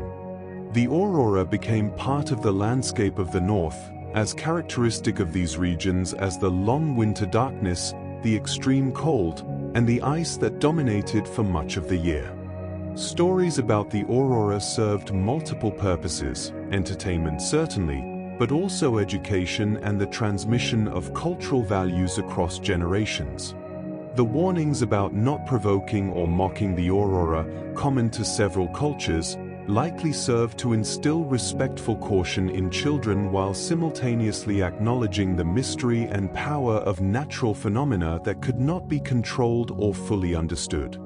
The aurora also influenced where people could and could not see it, shaping patterns of settlement and the subjective experience of living at high latitudes.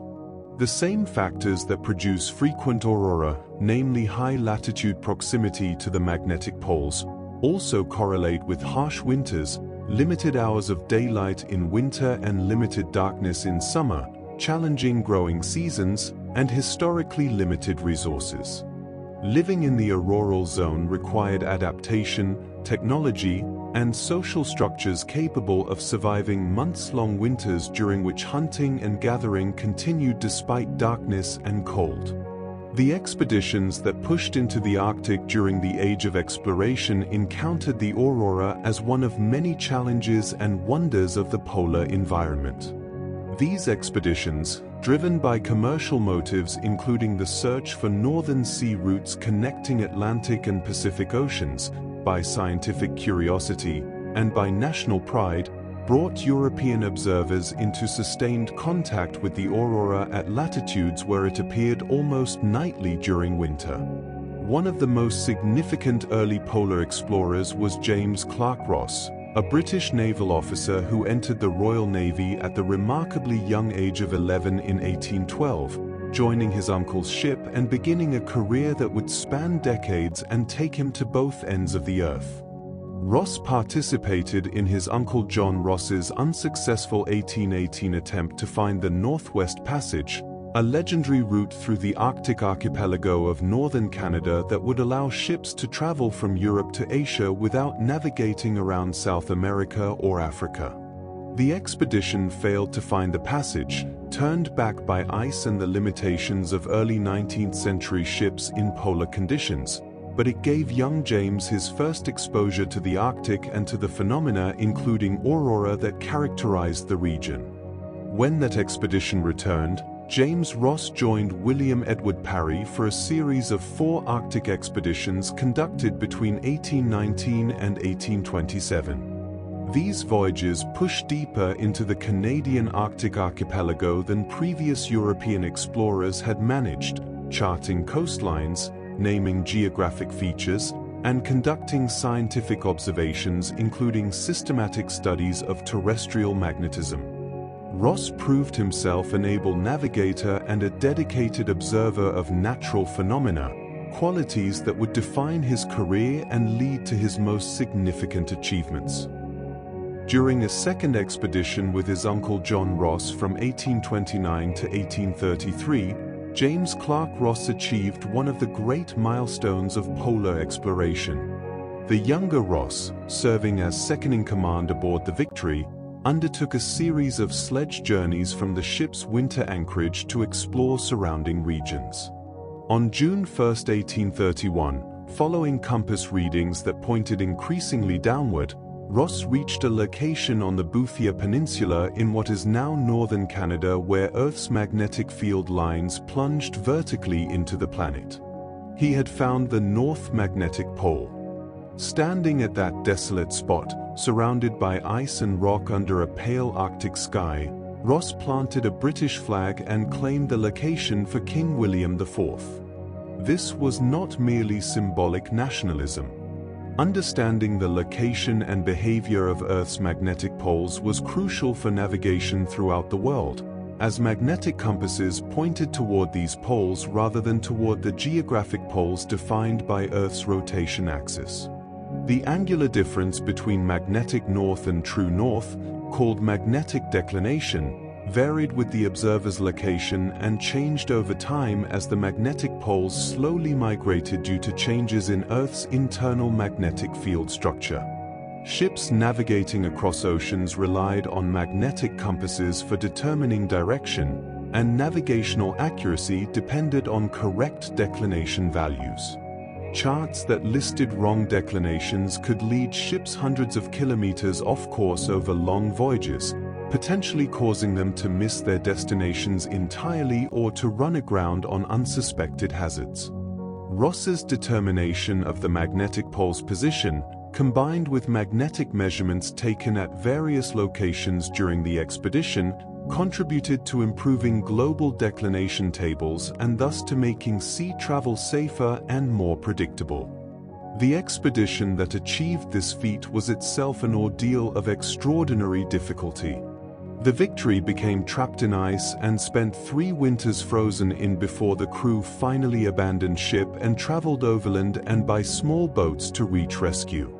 Of the expedition's original complement, only 1 man died, a remarkably low mortality rate for an Arctic expedition of that era, when scurvy, accidents, freezing, and simple exhaustion claimed lives routinely. The survivors, including both Ross men, returned to Britain as heroes, honored for their perseverance and for the scientific results they had achieved despite years of isolation and hardship. James Clark Ross went on to conduct an even more ambitious expedition from 1839 to 1843, this time to the Antarctic. Commanding HMS Erebus while Francis Crozier commanded HMS Terror, Ross led what would be one of the most successful polar expeditions of the 19th century. The expedition discovered the Ross Sea, a vast embayment of the Antarctic coast. They found and charted Victoria Land, the first extensive Antarctic coastal region to be explored. They discovered Ross Island, dominated by 2 immense volcanoes that Ross named Mount Erebus and Mount Terror after his ships. And they encountered the Ross Ice Shelf, a floating ice platform the size of France that blocked southward progress and prevented any attempt to reach the South Magnetic Pole by sea. Ross came closer to the South Magnetic Pole than any previous explorer, reaching within a few hundred kilometers of its theoretical position, though he could not actually reach it due to the ice barriers. His expedition conducted extensive magnetic measurements at various points around the Antarctic coast and in the Southern Ocean, producing the first accurate magnetic maps of the region. The data collected during this expedition advanced the global understanding of Earth's magnetic field structure and provided crucial information for navigation in Southern Hemisphere waters. For these achievements, Ross was knighted in 1844. Becoming Sir James Clark Ross, and elected as a Fellow of the Royal Society in 1848. His career had taken him to latitudes where few humans had ventured, where the aurora appeared regularly overhead, where magnetic fields behaved in ways markedly different from their behavior at lower latitudes. His observations, recorded meticulously in expedition logs and later published in official expedition reports, added to the growing body of knowledge about polar phenomena and about the aurora specifically. Ross made one final voyage to Arctic waters in 1848, leading a rescue expedition searching for Sir John Franklin, whose expedition had vanished while attempting to complete the Northwest Passage. Franklin's ships, coincidentally the same Erebus and Terror that Ross had commanded in the Antarctic, had entered the Canadian Arctic archipelago in 1845 and were never seen again by Europeans. Ross's rescue attempt, like many others launched in subsequent years, found no trace of Franklin's crew. The ships became frozen in at Port Leopold, and Ross was forced to winter over before returning to Britain without having achieved his objective. It would be years before the fate of Franklin's expedition was finally determined. Every member of the expedition had perished, most during a desperate overland march after abandoning their ice-trapped ships. The disaster became one of the most famous tragedies in polar exploration history, a cautionary tale about the limits of human endurance and the unforgiving nature of the Arctic environment. The irony that the same ships had served successfully under Ross in the Antarctic but had proven death traps under Franklin in the Arctic highlighted how crucial leadership, preparation, and decision-making were to survival in polar regions where nature offered no second chances for mistakes. Ross died on April 3, 1862, at his home in Aston Abbotts, Buckinghamshire, at age 61. His career spanned an era when polar exploration was conducted by sailing ships reliant on wind and muscle power, when years-long expeditions were undertaken with no means of communication with the outside world, when survival depended entirely on the supplies carried from home and whatever could be obtained from hunting. The aurora he observed during his Arctic winters was the same phenomenon we observe today, but his context for viewing it, trapped in a wooden ship frozen into ice, surrounded by darkness and cold for months, fundamentally shaped how the experience must have felt. The search for the Northwest Passage, which motivated so many of these Arctic expeditions, was finally successful in the early 20th century. Norwegian explorer Roald Amundsen completed the first transit of the passage in a 3-year voyage from 1903 to 1906 aboard the small fishing vessel Gojo. Amundsen deliberately chose a shallow draft ship capable of navigating the complex channels and shallow waters of the Arctic archipelago, a strategy that proved successful where larger vessels had failed or been trapped. His crew consisted of just 6 men, a tiny complement compared to the large crews aboard British Admiralty expeditions, but this small size allowed them to live primarily off the land and to maintain supplies more easily during their long winters frozen in. During their time wintering at Gojo Haven on King William Island, Amundsen established a magnetic observatory and conducted systematic measurements of Earth's magnetic field. This was not merely scientific curiosity but part of Amundsen's deliberate strategy of combining practical exploration with scientific research, giving his expedition multiple justifications and ensuring that even if the passage itself proved unnavigable, the expedition would return with valuable data. The magnetic measurements taken by Amundsen and his crew added important information about temporal variations in the magnetic field at polar latitudes, variations associated with auroral activity and with the solar-terrestrial interactions that Christian Birkeland was investigating during the same period. Amundsen went on to achieve lasting fame as the leader of the first expedition to reach the South Pole in December 1911, beating Robert Falcon Scott's British expedition by several weeks. Later, in 1926, Amundsen participated in the first undisputed flight over the North Pole aboard the airship Norge, piloted by Italian Umberto Nobile and financed by American Lincoln Ellsworth. This flight demonstrated that aircraft could operate in polar regions, opening possibilities for exploration and transportation that would transform the Arctic from a realm accessible only by years-long ship voyages into a region that could be crossed in days. Amundsen disappeared in 1928 during a flight to rescue survivors of Nobile's crashed airship Italy north of Svalbard. His plane vanished over the Barents Sea and was never found, a fate grimly appropriate for a man who had spent his life pushing into dangerous regions where rescue was uncertain.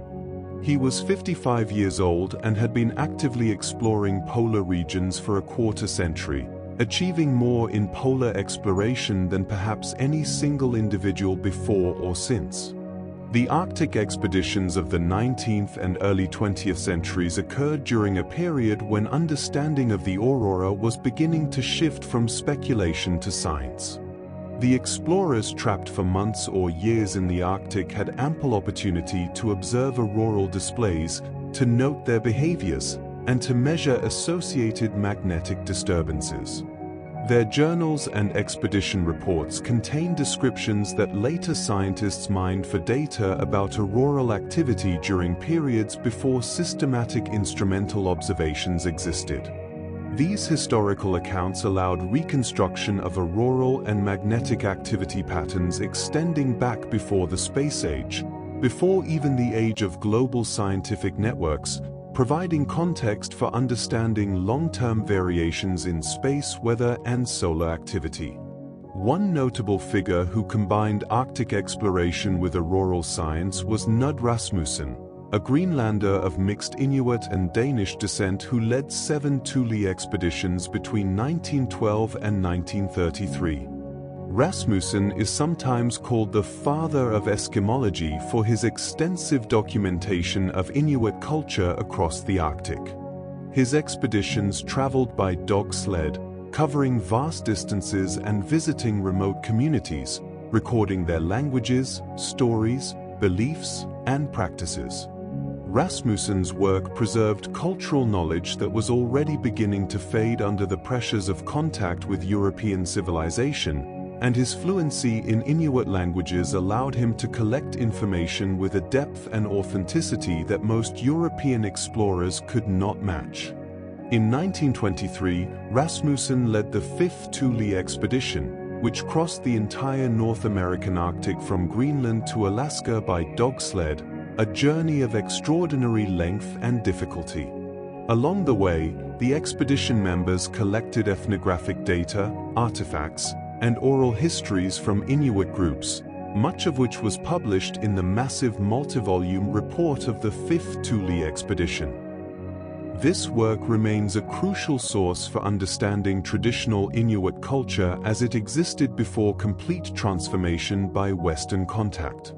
From one Angakok named Iwe, Rasmussen recorded a statement that has become famous among anthropologists studying Arctic peoples. The greatest peril of life lies in the fact that human food consists entirely of souls. This captured the Inuit understanding that hunting and eating animals involve taking lives of beings with souls, a moral and spiritual matter that required proper observance of taboos and rituals to maintain balance with the natural and spiritual worlds. The aurora appeared within this cosmology as one among many phenomena with spiritual significance, part of a worldview where the boundaries between physical and spiritual, between human and animal, between earth and sky, were permeable and constantly negotiated. Birkeland's Turella experiments, in which he bombarded a magnetized sphere with electron beams in a vacuum chamber, created glowing rings near the sphere's magnetic poles that resembled the auroral oval. This physical model demonstrated that charged particles following magnetic field lines would naturally concentrate at polar regions, providing strong evidence that the aurora resulted from particles entering Earth's atmosphere along magnetic field lines. Birkeland published his results in a massive 2-volume work, the Norwegian Aurora Polaris expedition, which described his observations, experiments, and theories. The work was ahead of its time and not fully appreciated during Birkeland's lifetime, though later generations of scientists recognized its fundamental contributions to auroral physics. Birkeland also proposed that currents flowed along magnetic field lines from the magnetosphere into the ionosphere, a concept that proved particularly controversial. Critics argued that space was too poor a conductor for such currents to exist. It was not until spacecraft equipped with magnetometers could directly measure magnetic fields in space that Birkeland's field-aligned currents were confirmed.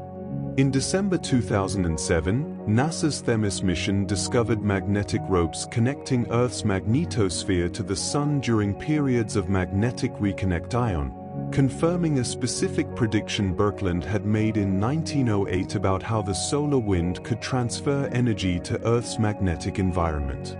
The time lag between Birkeland's prediction and its confirmation, nearly a century, illustrates how far ahead of observational capabilities his theoretical insights were. The space age revolutionized the study of the aurora by providing platforms from which to observe the phenomenon from above rather than below. Satellites orbiting in and above the auroral regions could image the complete auroral oval simultaneously, revealing its structure and dynamics in ways impossible from the ground. They could sample the particles, fields, and waves directly, measuring quantities that had only been inferred from ground-based observations. They could operate continuously, unaffected by daylight, weather, or seasonal variations that limited ground-based observations. The first satellites equipped to study the aurora flew in the 1960s as part of the early space program. These primitive craft by modern standards nevertheless returned transformative data, confirming that the auroral oval encircled the magnetic poles, that it expanded and contracted with geomagnetic activity, and that the aurora occurred at altitudes consistent with theoretical predictions. As satellite technology improved, missions became more sophisticated, carrying more advanced instruments, operating at carefully chosen orbits that optimize different aspects of the observations.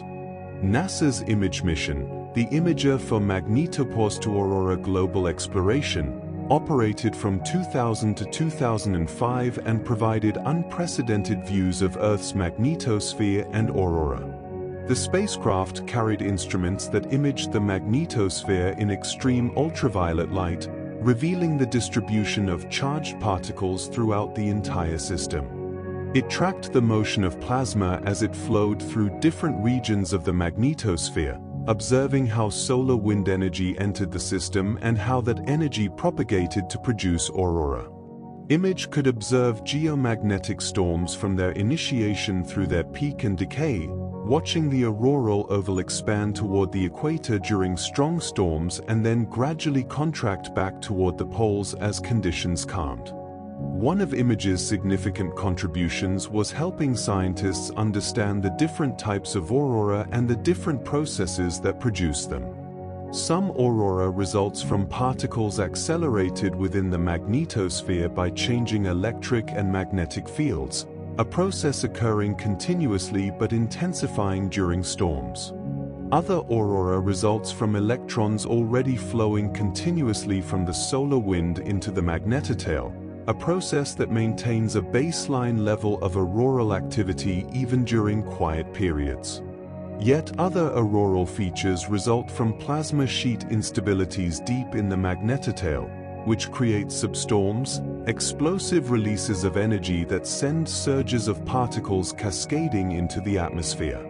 IMAGE revealed that the auroral oval is not uniform but structured at scales from thousands of kilometers down to a few kilometers.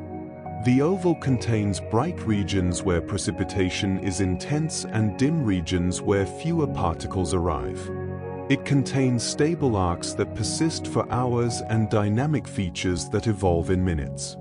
The detailed structure reflects the complexity of processes occurring in the magnetosphere, processes involving waves, instabilities, and interactions between different plasma populations, all operating simultaneously across a vast region of space. Another crucial mission was Themis, the time history of events and macro-scale interactions during substorms, a constellation of 5 identical spacecraft launched in 2007 to study magnetospheric substorms, the explosive energy releases that occur in the magnetotail during geomagnetic disturbances. Substorms produce some of the most dynamic and beautiful auroral displays, with curtains that rapidly brighten, ripple, and surge across the sky in what is called a breakup. Understanding what triggers substorms had been a major unsolved problem in magnetospheric physics, with competing theories proposing different mechanisms and locations for the instability that initiates the energy release. Themis was specifically designed to resolve this debate by using its constellation of 5 spacecraft to triangulate the location and timing of substorm onset. The spacecraft orbited at different distances from Earth, crossing the magnetotail at different positions, while ground-based observatories tracked the aurora below. When substorms occurred, Themis could determine which spacecraft detected changes first, revealing where in the magnetotail the instability began and how it propagated. The mission demonstrated that substorms typically initiate in a region of the magnetotail about 15 to 20 Earth radii downstream from the planet, where magnetic field lines undergo reconnect-ion, allowing energy stored in the field to suddenly release. This discovery was more than academic. Understanding how substorms initiate helps forecasters predict their occurrence and intensity, improving warnings for potential impacts on satellites, communications, and power grids. It also provided fundamental insight into plasma physics processes that operate not only in Earth's magnetosphere but throughout the universe wherever magnetized plasmas exist, including other planetary magnetospheres, the solar atmosphere, and astrophysical systems like accretion disks around black holes. The Themis spacecraft also confirmed Birkeland's century-old prediction about magnetic ropes connecting Earth to the Sun. During periods when Earth's magnetic field and the solar wind's magnetic field have the proper alignment, they can interconnect through magnetic reconnect ion, creating flux ropes, twisted bundles of magnetic field lines that act as conduits for solar wind plasma to flow directly into the magnetosphere. These flux ropes had been theorized but never directly observed before Themis measured them. The discovery validated a key prediction about how energy and particles transfer from the solar wind to the magnetosphere and demonstrated the enduring value of theoretical insights developed before the technology existed to test them directly. Beyond Earth, auroras occur on several other planets in our solar system, each with unique characteristics reflecting the different conditions on those worlds. Jupiter's auroras are among the most powerful in the solar system, driven by the giant planet's immense magnetic field and by the unusual contribution of material from the volcanic moon Io. Jupiter's magnetosphere is enormous, extending far enough from the planet that if it glowed visibly, it would appear several times larger than the moon as seen from Earth. The rapid rotation of Jupiter, which completes a full turn in less than 10 hours, whips the magnetic field and trapped plasma around at tremendous speeds, creating conditions unlike anything found near Earth. Io's volcanoes eject tons of sulfur and oxygen into space every second, material that becomes ionized and trapped in Jupiter's magnetic field. This plasma forms a torus, a donut-shaped cloud surrounding Jupiter at Io's orbital distance. The co-rotation of Jupiter's magnetic field with the planet drags this plasma around, creating electric currents that flow along magnetic field lines into Jupiter's atmosphere, producing permanent bright spots in the auroral oval at locations magnetically connected to Io. These spots shine continuously in ultraviolet and infrared wavelengths, bright enough that they are easily detected by spacecraft visiting the Jovian system and by powerful telescopes observing from Earth. Jupiter's main auroral oval is enormous, larger in diameter than Earth itself. The oval contains structure on scales from thousands of kilometers down to a few tens of kilometers, revealing the complexity of plasma processes in the giant magnetosphere. Storms in the auroral region produce extremely bright flares that outshine the rest of the aurora for hours, then gradually fade.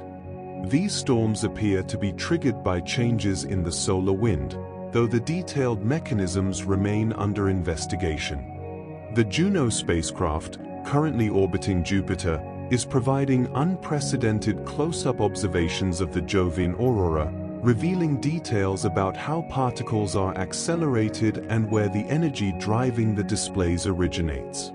Saturn also possesses powerful auroras, though less intense than Jupiter's. Saturn's auroral oval has been observed by spacecraft visiting the planet and by the Hubble Space Telescope from Earth orbit. Like Jupiter, Saturn has its own rotation-driven current system that powers a portion of its aurora. The planet's magnetosphere also responds to changes in the solar wind, though the response is modulated by the time it takes for disturbances to propagate across Saturn's large magnetosphere.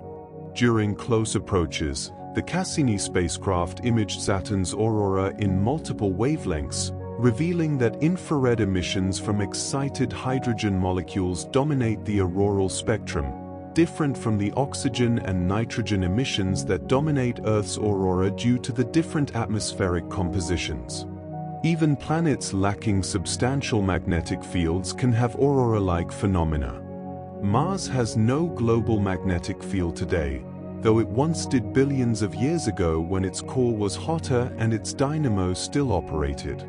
When the Martian dynamo shut down, the global field decayed, leaving only patches of strongly magnetized crust in the southern highlands, ancient magnetic signatures frozen into the rocks when they cooled in the presence of the planet's former global field. These localized magnetic fields can interact with the solar wind, creating mini-magnetospheres and producing diffuse auroras that have been detected from orbit. The Martian aurora is faint and irregular, nothing like the magnificent displays on Earth or Jupiter, but its existence demonstrates that even remnant magnetism can produce luminous atmospheric phenomena when coupled with solar wind input. Venus, which lacks both a global magnetic field and crustal magnetic fields, nonetheless experiences auroral displays in its upper atmosphere. These occur when the solar wind interacts directly with Venus's ionosphere, the electrically conducting layer of atmosphere that partially shields the planet from the wind in the absence of a magnetosphere.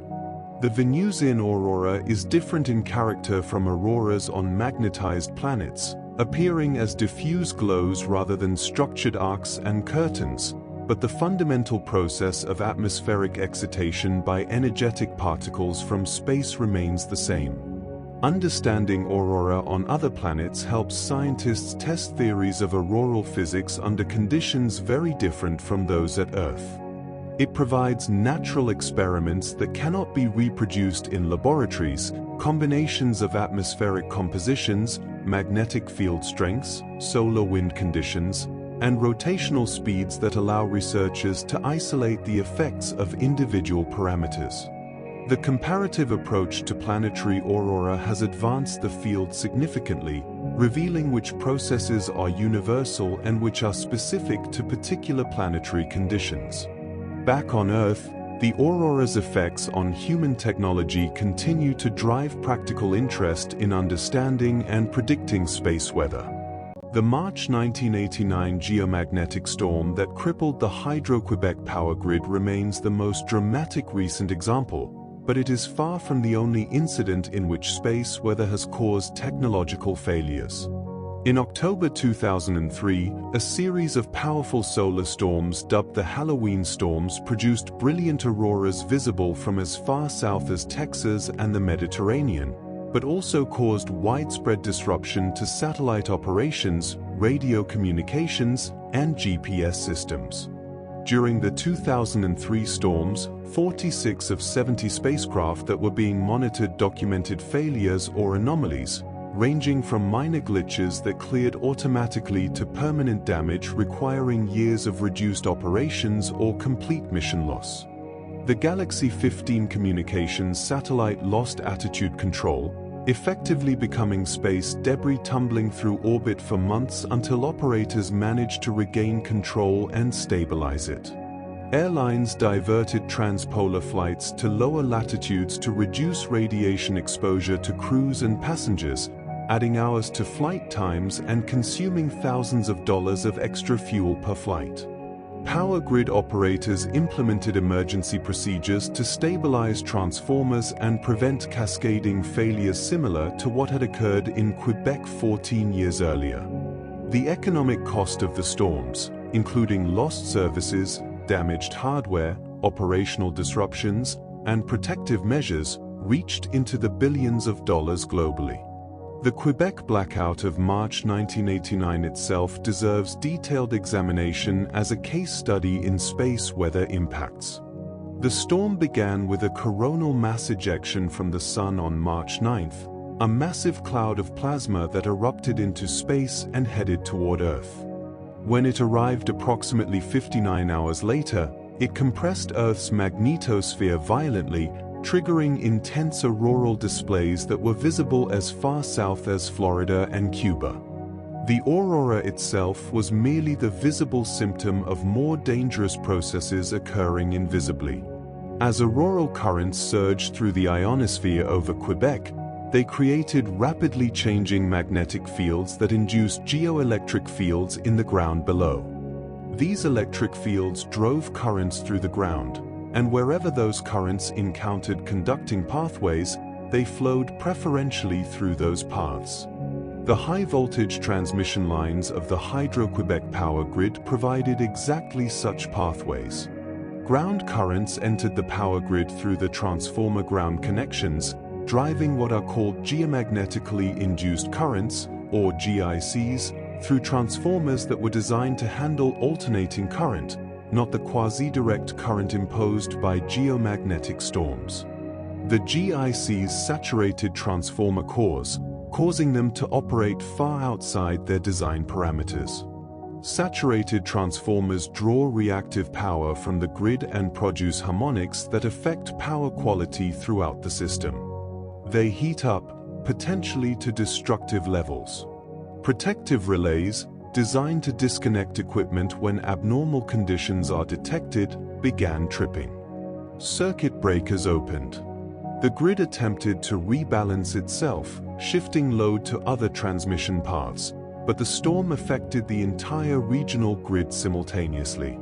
Within 90 seconds of the initial disruption, the entire Hydro-Quebec grid collapsed into complete blackout, leaving 6 million people without power. The blackout occurred at 2:45 a.m. local time on March 13, 1989. A fortunate timing in some respects, as electrical demand was at its lowest point of the day. Had the storm struck during evening peak demand hours, the effects might have been even worse, with more heavily loaded transformers and transmission lines facing the additional stress of GICs. The blackout lasted 9 hours as operators worked to systematically restore generation and bring substations back online in proper sequence. Some individual customers remained without power even longer as local distribution problems were identified and corrected. Beyond the immediate blackout, the storm caused permanent damage to transformers in Quebec and at the Salem nuclear power plant in New Jersey. These massive transformers, custom-built units weighing hundreds of tons, cost millions of dollars and require many months to manufacture and install. The Salem transformer damage reduced the plant's output capability for an extended period. The economic impact extended beyond the replacement costs to include lost production, emergency response expenses, and the costs of investigation and planning to prevent future occurrences. The 1989 event prompted power grid operators worldwide to take space weather seriously as an operational concern. The North American Electric Reliability Corporation developed standards for geomagnetic disturbance preparedness, requiring utilities to assess their vulnerability to GICs and implement monitoring and mitigation measures. Similar efforts occurred in other countries, particularly those with high-latitude electrical infrastructure. The reinsurance industry commissioned studies to assess the risk of catastrophic space weather events, treating them as natural hazards comparable to earthquakes or hurricanes. Modern power grids have implemented various protective measures. Real-time monitoring of ground magnetic field variations allows operators to anticipate when GICs are likely to occur. Operational procedures specify actions to take when space weather warnings are issued, such as reducing loading on vulnerable transformers, bringing backup generation online, and deferring non-essential maintenance that would reduce system resilience. Some utilities have installed GIC monitoring equipment at key substations, providing direct measurement of storm-induced currents flowing through the grid. Blocking devices can be installed to impede GIC flow while allowing normal AC power transmission, though these are expensive and not widely deployed. The challenge facing grid operators is balancing protection against rare but severe space weather events with the economic pressures to operate infrastructure efficiently during the 99.9% of the time when geomagnetic conditions are benign. Maintaining spare capacity costs money. Installing protective equipment costs money. Conservative operational procedures reduce grid efficiency. These costs are concrete and immediate, while the risk they protect against is probabilistic and future. The debate over how much protection is sufficient and who should pay for it continues among utilities, regulators, and governments. Satellites face their own suite of space weather risks. Spacecraft charging occurs when differential voltages develop between different parts of a spacecraft due to interactions with the space plasma environment. During geomagnetic storms, these charging effects intensify, and discharges can occur that damage sensitive electronics or produce spurious signals that cause operational errors. Single event upsets, where a high-energy particle strikes a computer chip and flips a bit in memory or a processor register, can cause software crashes or data corruption. Single event latchup, where a particle strike triggers runaway current flow through a semiconductor device, can permanently destroy components. The October 2003 Halloween storms demonstrated all of these effects. The Japanese spacecraft Nozomi, en route to Mars, was struck by a solar energetic particle event on April 21, 2002, causing large-scale failure that effectively ended the mission. Although attempts continued to salvage Nozomi for more than a year, it was finally abandoned in December 2003, unable to enter Mars orbit as planned. The loss represented years of effort and hundreds of millions of dollars invested in planetary exploration, destroyed by a solar event that lasted hours. Satellite operators can take some protective actions when storms are forecast. They can disable non-essential systems to reduce power consumption and minimize the number of components exposed to the space environment. They can orient spacecraft to shield sensitive components behind structural elements. They can delay software uploads or other risky operations until conditions improve. But there are limits to what can be done once a spacecraft is in orbit. Unlike a power grid, where operators can shed load or reconfigure transmission paths in real time, spacecraft have limited flexibility to respond to changing conditions. The cumulative effect of space weather on spacecraft is also significant. Even without catastrophic failures, the steady bombardment by particles gradually degrades solar panels, reducing their power output over time. Cosmic rays and solar particles cause permanent damage to electronics, slowly accumulating defects that eventually cause failures. This aging process is accelerated during solar maximum when particle fluxes are higher. Spacecraft designers must account for this radiation environment, selecting components rated for radiation exposure and including shielding for critical systems, adding mass and cost to every mission. GPS and satellite navigation systems face specific vulnerabilities from ionospheric disturbances. GPS works by measuring the time delay for radio signals to travel from satellites at precisely known positions to a receiver on the ground. Accurate positioning requires accurate timing, and accurate timing requires accurate knowledge of the signal propagation speed. In vacuum, radio signals travel at the speed of light, a known constant. But GPS signals must pass through Earth's ionosphere, a layer of partially ionized gas that affects radio wave propagation. The ionosphere introduces delays that depend on its electron density and on the signal frequency. GPS receivers compensate for average ionospheric delays using models based on typical conditions. During geomagnetic storms, however, the ionosphere becomes disturbed, with rapid variations in electron density over small spatial scales. These irregularities scatter and delay GPS signals in ways that cannot be predicted by the average models. Positioning errors increase, sometimes to tens of meters or more, far worse than the meter-level accuracy expected from modern GPS receivers. Aviation systems that rely on GPS for precision approaches and navigation are particularly sensitive to these errors. The Wide Area Augmentation System, operated by the Federal Aviation Administration to improve GPS accuracy for aviation, has been disabled during every major space weather event, sometimes for minutes, sometimes for days, as the system detects errors exceeding its certification limits and automatically shuts down to prevent providing dangerously inaccurate guidance to aircraft. Aircraft must revert to conventional navigation during these outages, reducing airport capacity and delaying flights.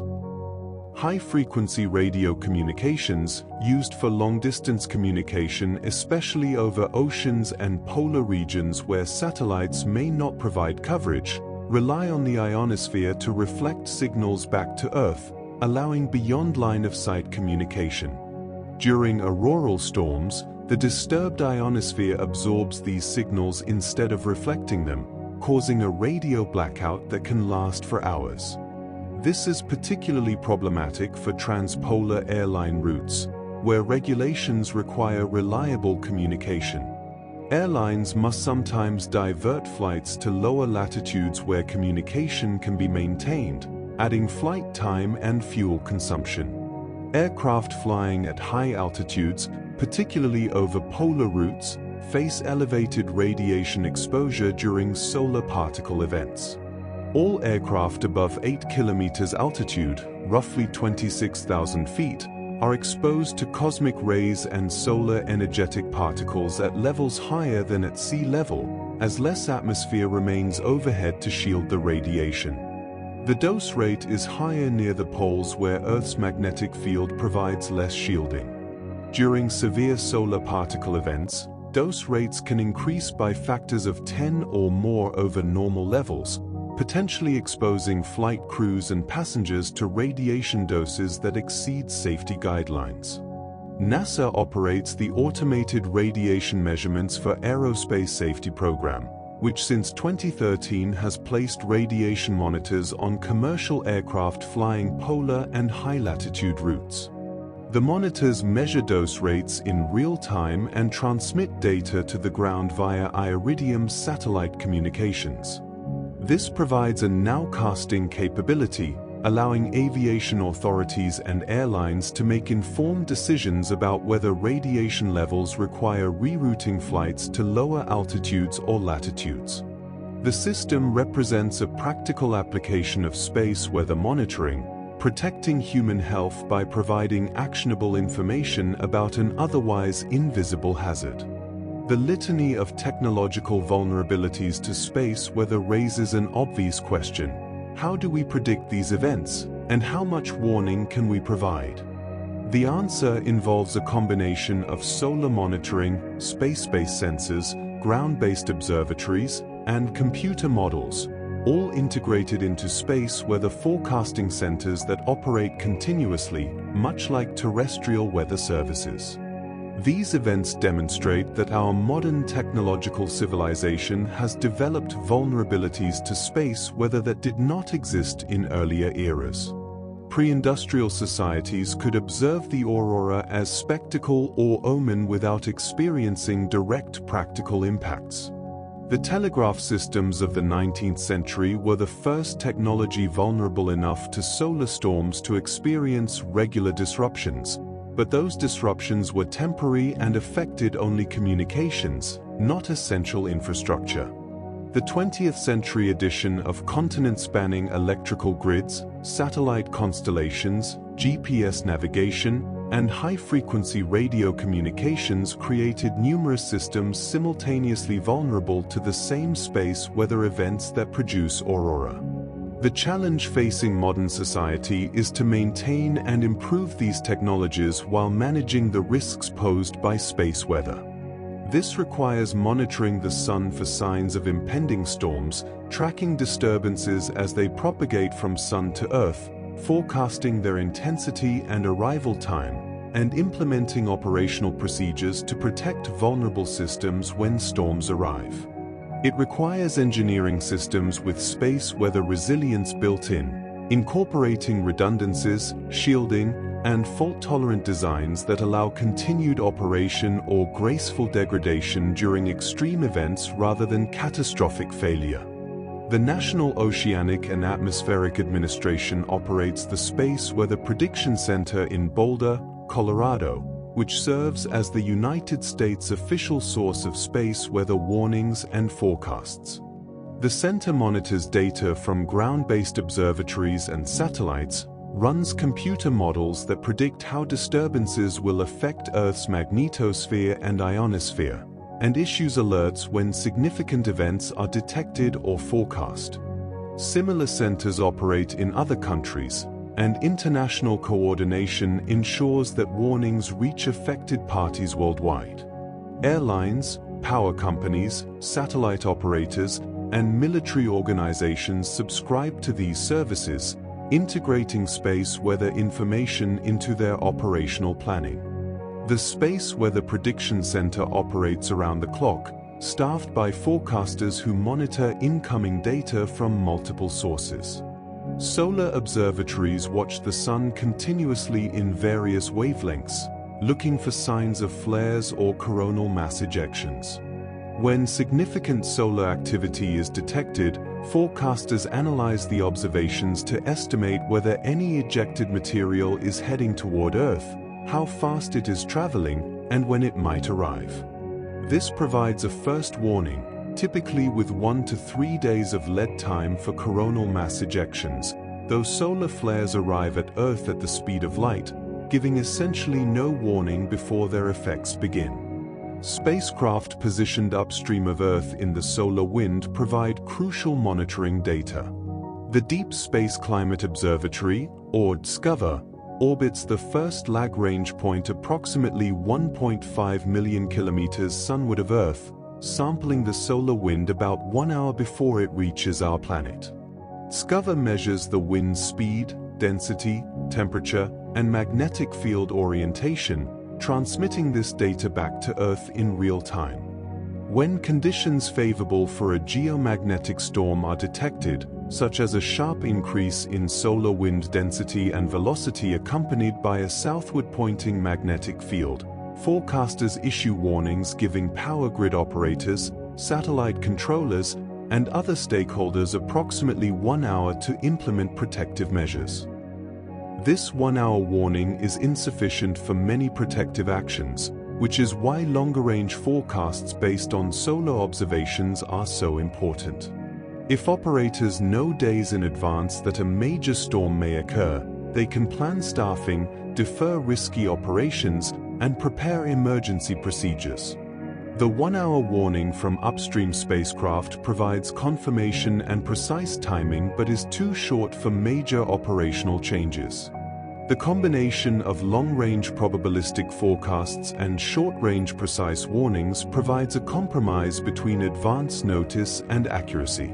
Ground-based magnetometer networks distributed across polar and auroral regions continuously measure magnetic field variations associated with auroral electrojet currents and geomagnetically induced currents. These measurements feed into models that estimate global geomagnetic activity levels, providing near-real-time assessment of storm intensity. The data is publicly available, allowing researchers, forecasters, and operations centers to monitor conditions independently.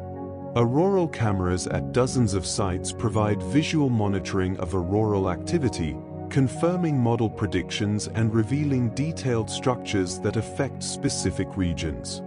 Computer models form a crucial component of space weather forecasting, attempting to simulate the complex physics of solar-wind interaction with Earth's magnetosphere. These models use current solar wind measurements as inputs and predict how the magnetosphere will respond, where particles will precipitate to create aurora, how strong geomagnetically induced currents will be at various locations, and how disturbed the ionosphere will become. The models are imperfect, limited by incomplete understanding of magnetospheric dynamics and by computational constraints that force simplifications of the real physics, but they have improved dramatically over recent decades and continue to improve as understanding advances and computing power increases. The forecasting challenge is compounded by the chaotic nature of both solar activity and magnetospheric response. Small changes in initial conditions can lead to large differences in outcomes, the classic signature of chaos that limits predictability in many natural systems. A coronal mass ejection that appears to be heading directly toward Earth might instead pass to the side, sparing us significant effects. Conversely, an ejection that appears like it might miss could clip Earth's magnetosphere, triggering storms. The magnetic field orientation within an arriving solar wind structure is crucial, but this cannot be measured until the structure reaches monitoring spacecraft an hour before Earth impact, far too late for many protective actions. Despite these limitations, space weather forecasting has become operationally valuable. It is not weather forecasting as practiced for the terrestrial atmosphere, where detailed predictions are routinely made days in advance with reasonable accuracy. It is more akin to hurricane forecasting, where track and intensity predictions improve as the storm approaches but remain uncertain until the last hours. Users of space weather forecasts must make decisions based on probabilities rather than certainties, weighing the costs of protective measures against the risks of inaction, understanding that false alarms are inevitable given current capabilities. The forecasting capability has improved dramatically over the past few decades but remains limited by the chaotic nature of solar activity and magnetospheric response. Predicting solar flares and coronal mass ejections more than a few days in advance is essentially impossible with current understanding. Once a disturbance is detected leaving the Sun, forecasters can predict its arrival time at Earth typically within a few hours, and they can estimate its intensity based on observations of its speed, density, and magnetic field orientation. But the details of how a particular storm will affect specific technologies and locations remain uncertain, forcing those responsible for critical infrastructure to make decisions based on probabilities rather than certainties. Research continues into improving these forecasts. Better models of magnetospheric dynamics, informed by satellite observations and supercomputer simulations, promise more accurate predictions of auroral oval location, geomagnetically induced current intensity, and ionospheric disturbance severity. Better understanding of solar physics may eventually allow prediction of flares and eruptions with longer lead times. Machine learning techniques are being applied to historical data, seeking patterns that human analysts might miss, patterns that could improve prediction accuracy. International collaborations share data and modeling expertise, recognizing that space weather affects the entire planet and that no single nation can solve the forecasting challenge alone. But the fundamental challenge remains that space weather results from complex, non-linear processes involving turbulence, magnetic reconnection, plasma instabilities, and other phenomena that resist simple characterization and prediction. Progress will be incremental rather than revolutionary, measured in % improvements in forecast skill rather than in dramatic breakthroughs that suddenly render space weather as predictable as terrestrial weather. Users of space weather services must learn to operate effectively with imperfect forecasts, incorporating probabilistic information into decision-making processes and accepting that sometimes precautions will prove unnecessary while other times storms will surprise even the best forecasting systems. Despite these challenges, the aurora remains primarily a source of wonder rather than threat. Most geomagnetic storms produce spectacular light shows without causing significant technological problems. The aurora itself damages nothing and threatens no one, a reminder that space weather's harmful effects are entirely mediated through our technology, through systems we have built that happen to be vulnerable to phenomena that existed long before humans walked the earth and will persist long after our current civilization has transformed into something we cannot yet imagine. The aurora continues to inspire in ways that transcend its scientific understanding. Photographers pursue the lights with dedication approaching obsession, waiting through cold nights for the perfect display, capturing images that circulate worldwide and inspire others to seek their own encounters with the phenomenon. Time-lapse videos show the aurora's motion in compressed time, revealing patterns and rhythms invisible to an observer watching in real time, waves propagating along arcs, pulses of brightness rippling through curtains, the ebb and flow of the display over hours compressed into seconds. Aurora tourism has become a significant industry in regions where displays are frequent. Tour operators in Alaska, Canada, Iceland, and Scandinavia offer specialized aurora viewing packages, transporting visitors to optimal viewing locations, providing guidance on photography, offering heated shelters and hot drinks while groups wait for the lights to appear. The economic impact extends beyond direct tourism services to airlines, hotels, restaurants, and equipment retailers who sell specialized cold weather gear and camera equipment to Aurora chasers. The Aurora tourism industry has grown from essentially nothing in the 1980s to hundreds of millions of dollars annually across multiple countries. Cities like Tromsø, Yellowknife, and Fairbanks have built significant portions of their winter economies around visitors seeking the northern lights. Indigenous communities in some regions have developed tourism operations that combine aurora viewing with cultural education, sharing traditional knowledge about the lights alongside opportunities to witness them directly. This represents both economic opportunity and cultural revival, as younger generations find value in traditional stories and perspectives that had been marginalized during periods of intense cultural suppression. Some locations have built permanent aurora viewing facilities. Hotels have been designed with glass roofs in sleeping areas, allowing guests to watch for aurora without leaving their warm beds. Heated domes and bubbles provide comfortable viewing spaces in temperatures that would otherwise limit observation time to minutes before cold forces retreat indoors. These facilities transform aurora viewing from an endurance activity requiring cold tolerance and patience into a more accessible experience available to visitors who might not otherwise spend hours outside in sub-zero temperatures. The accessibility of aurora viewing has democratized the experience to some degree, bringing it within reach of people who lack the skills, equipment, or motivation to venture far from developed facilities. This accessibility carries both benefits and costs. More people can now witness the aurora who would never have done so previously, spreading awareness and appreciation for the phenomenon.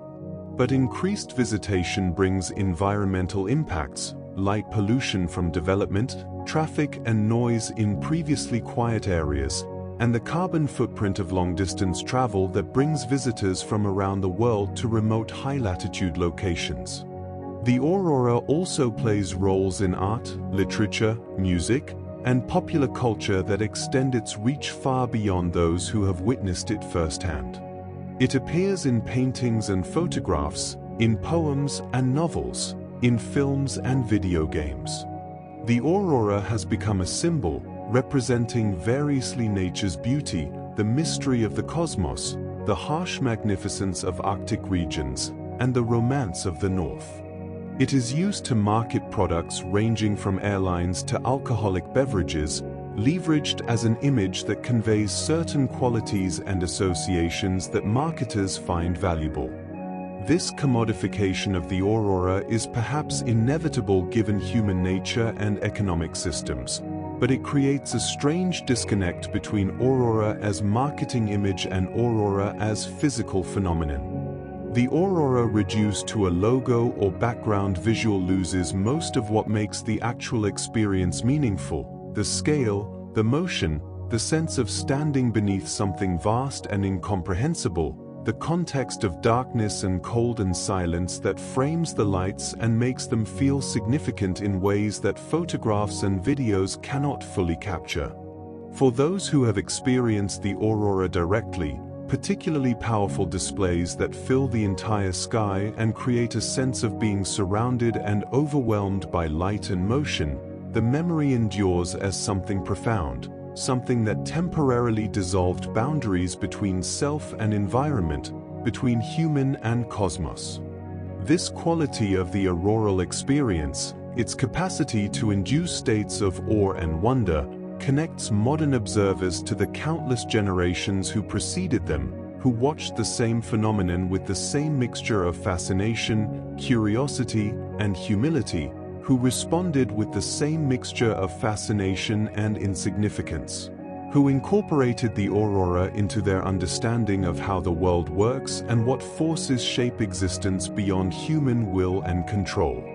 The aurora is ultimately a manifestation of connections, of relationships between phenomena occurring at vastly different scales and locations.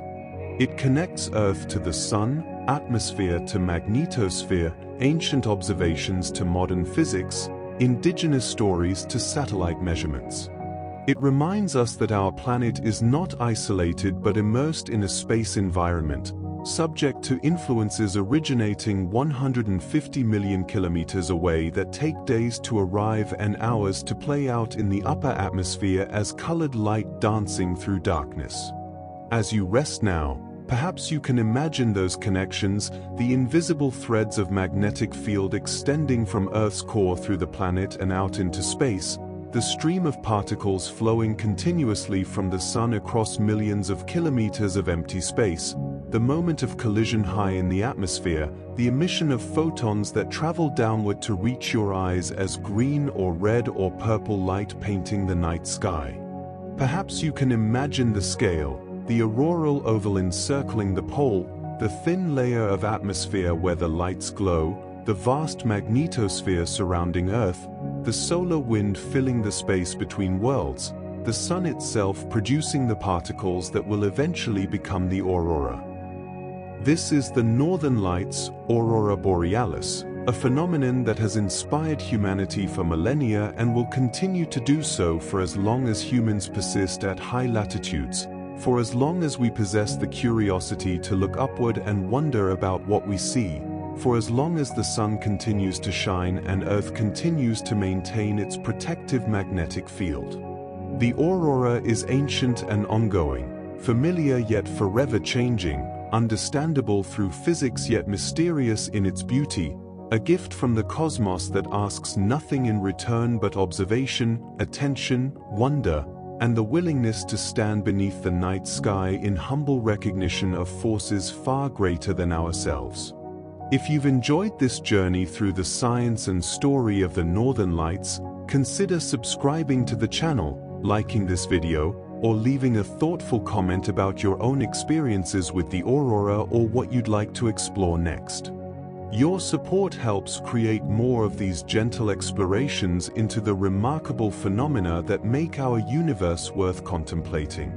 For now, rest well, and may your dreams be as vibrant and mysterious as the aurora dancing through the Arctic night.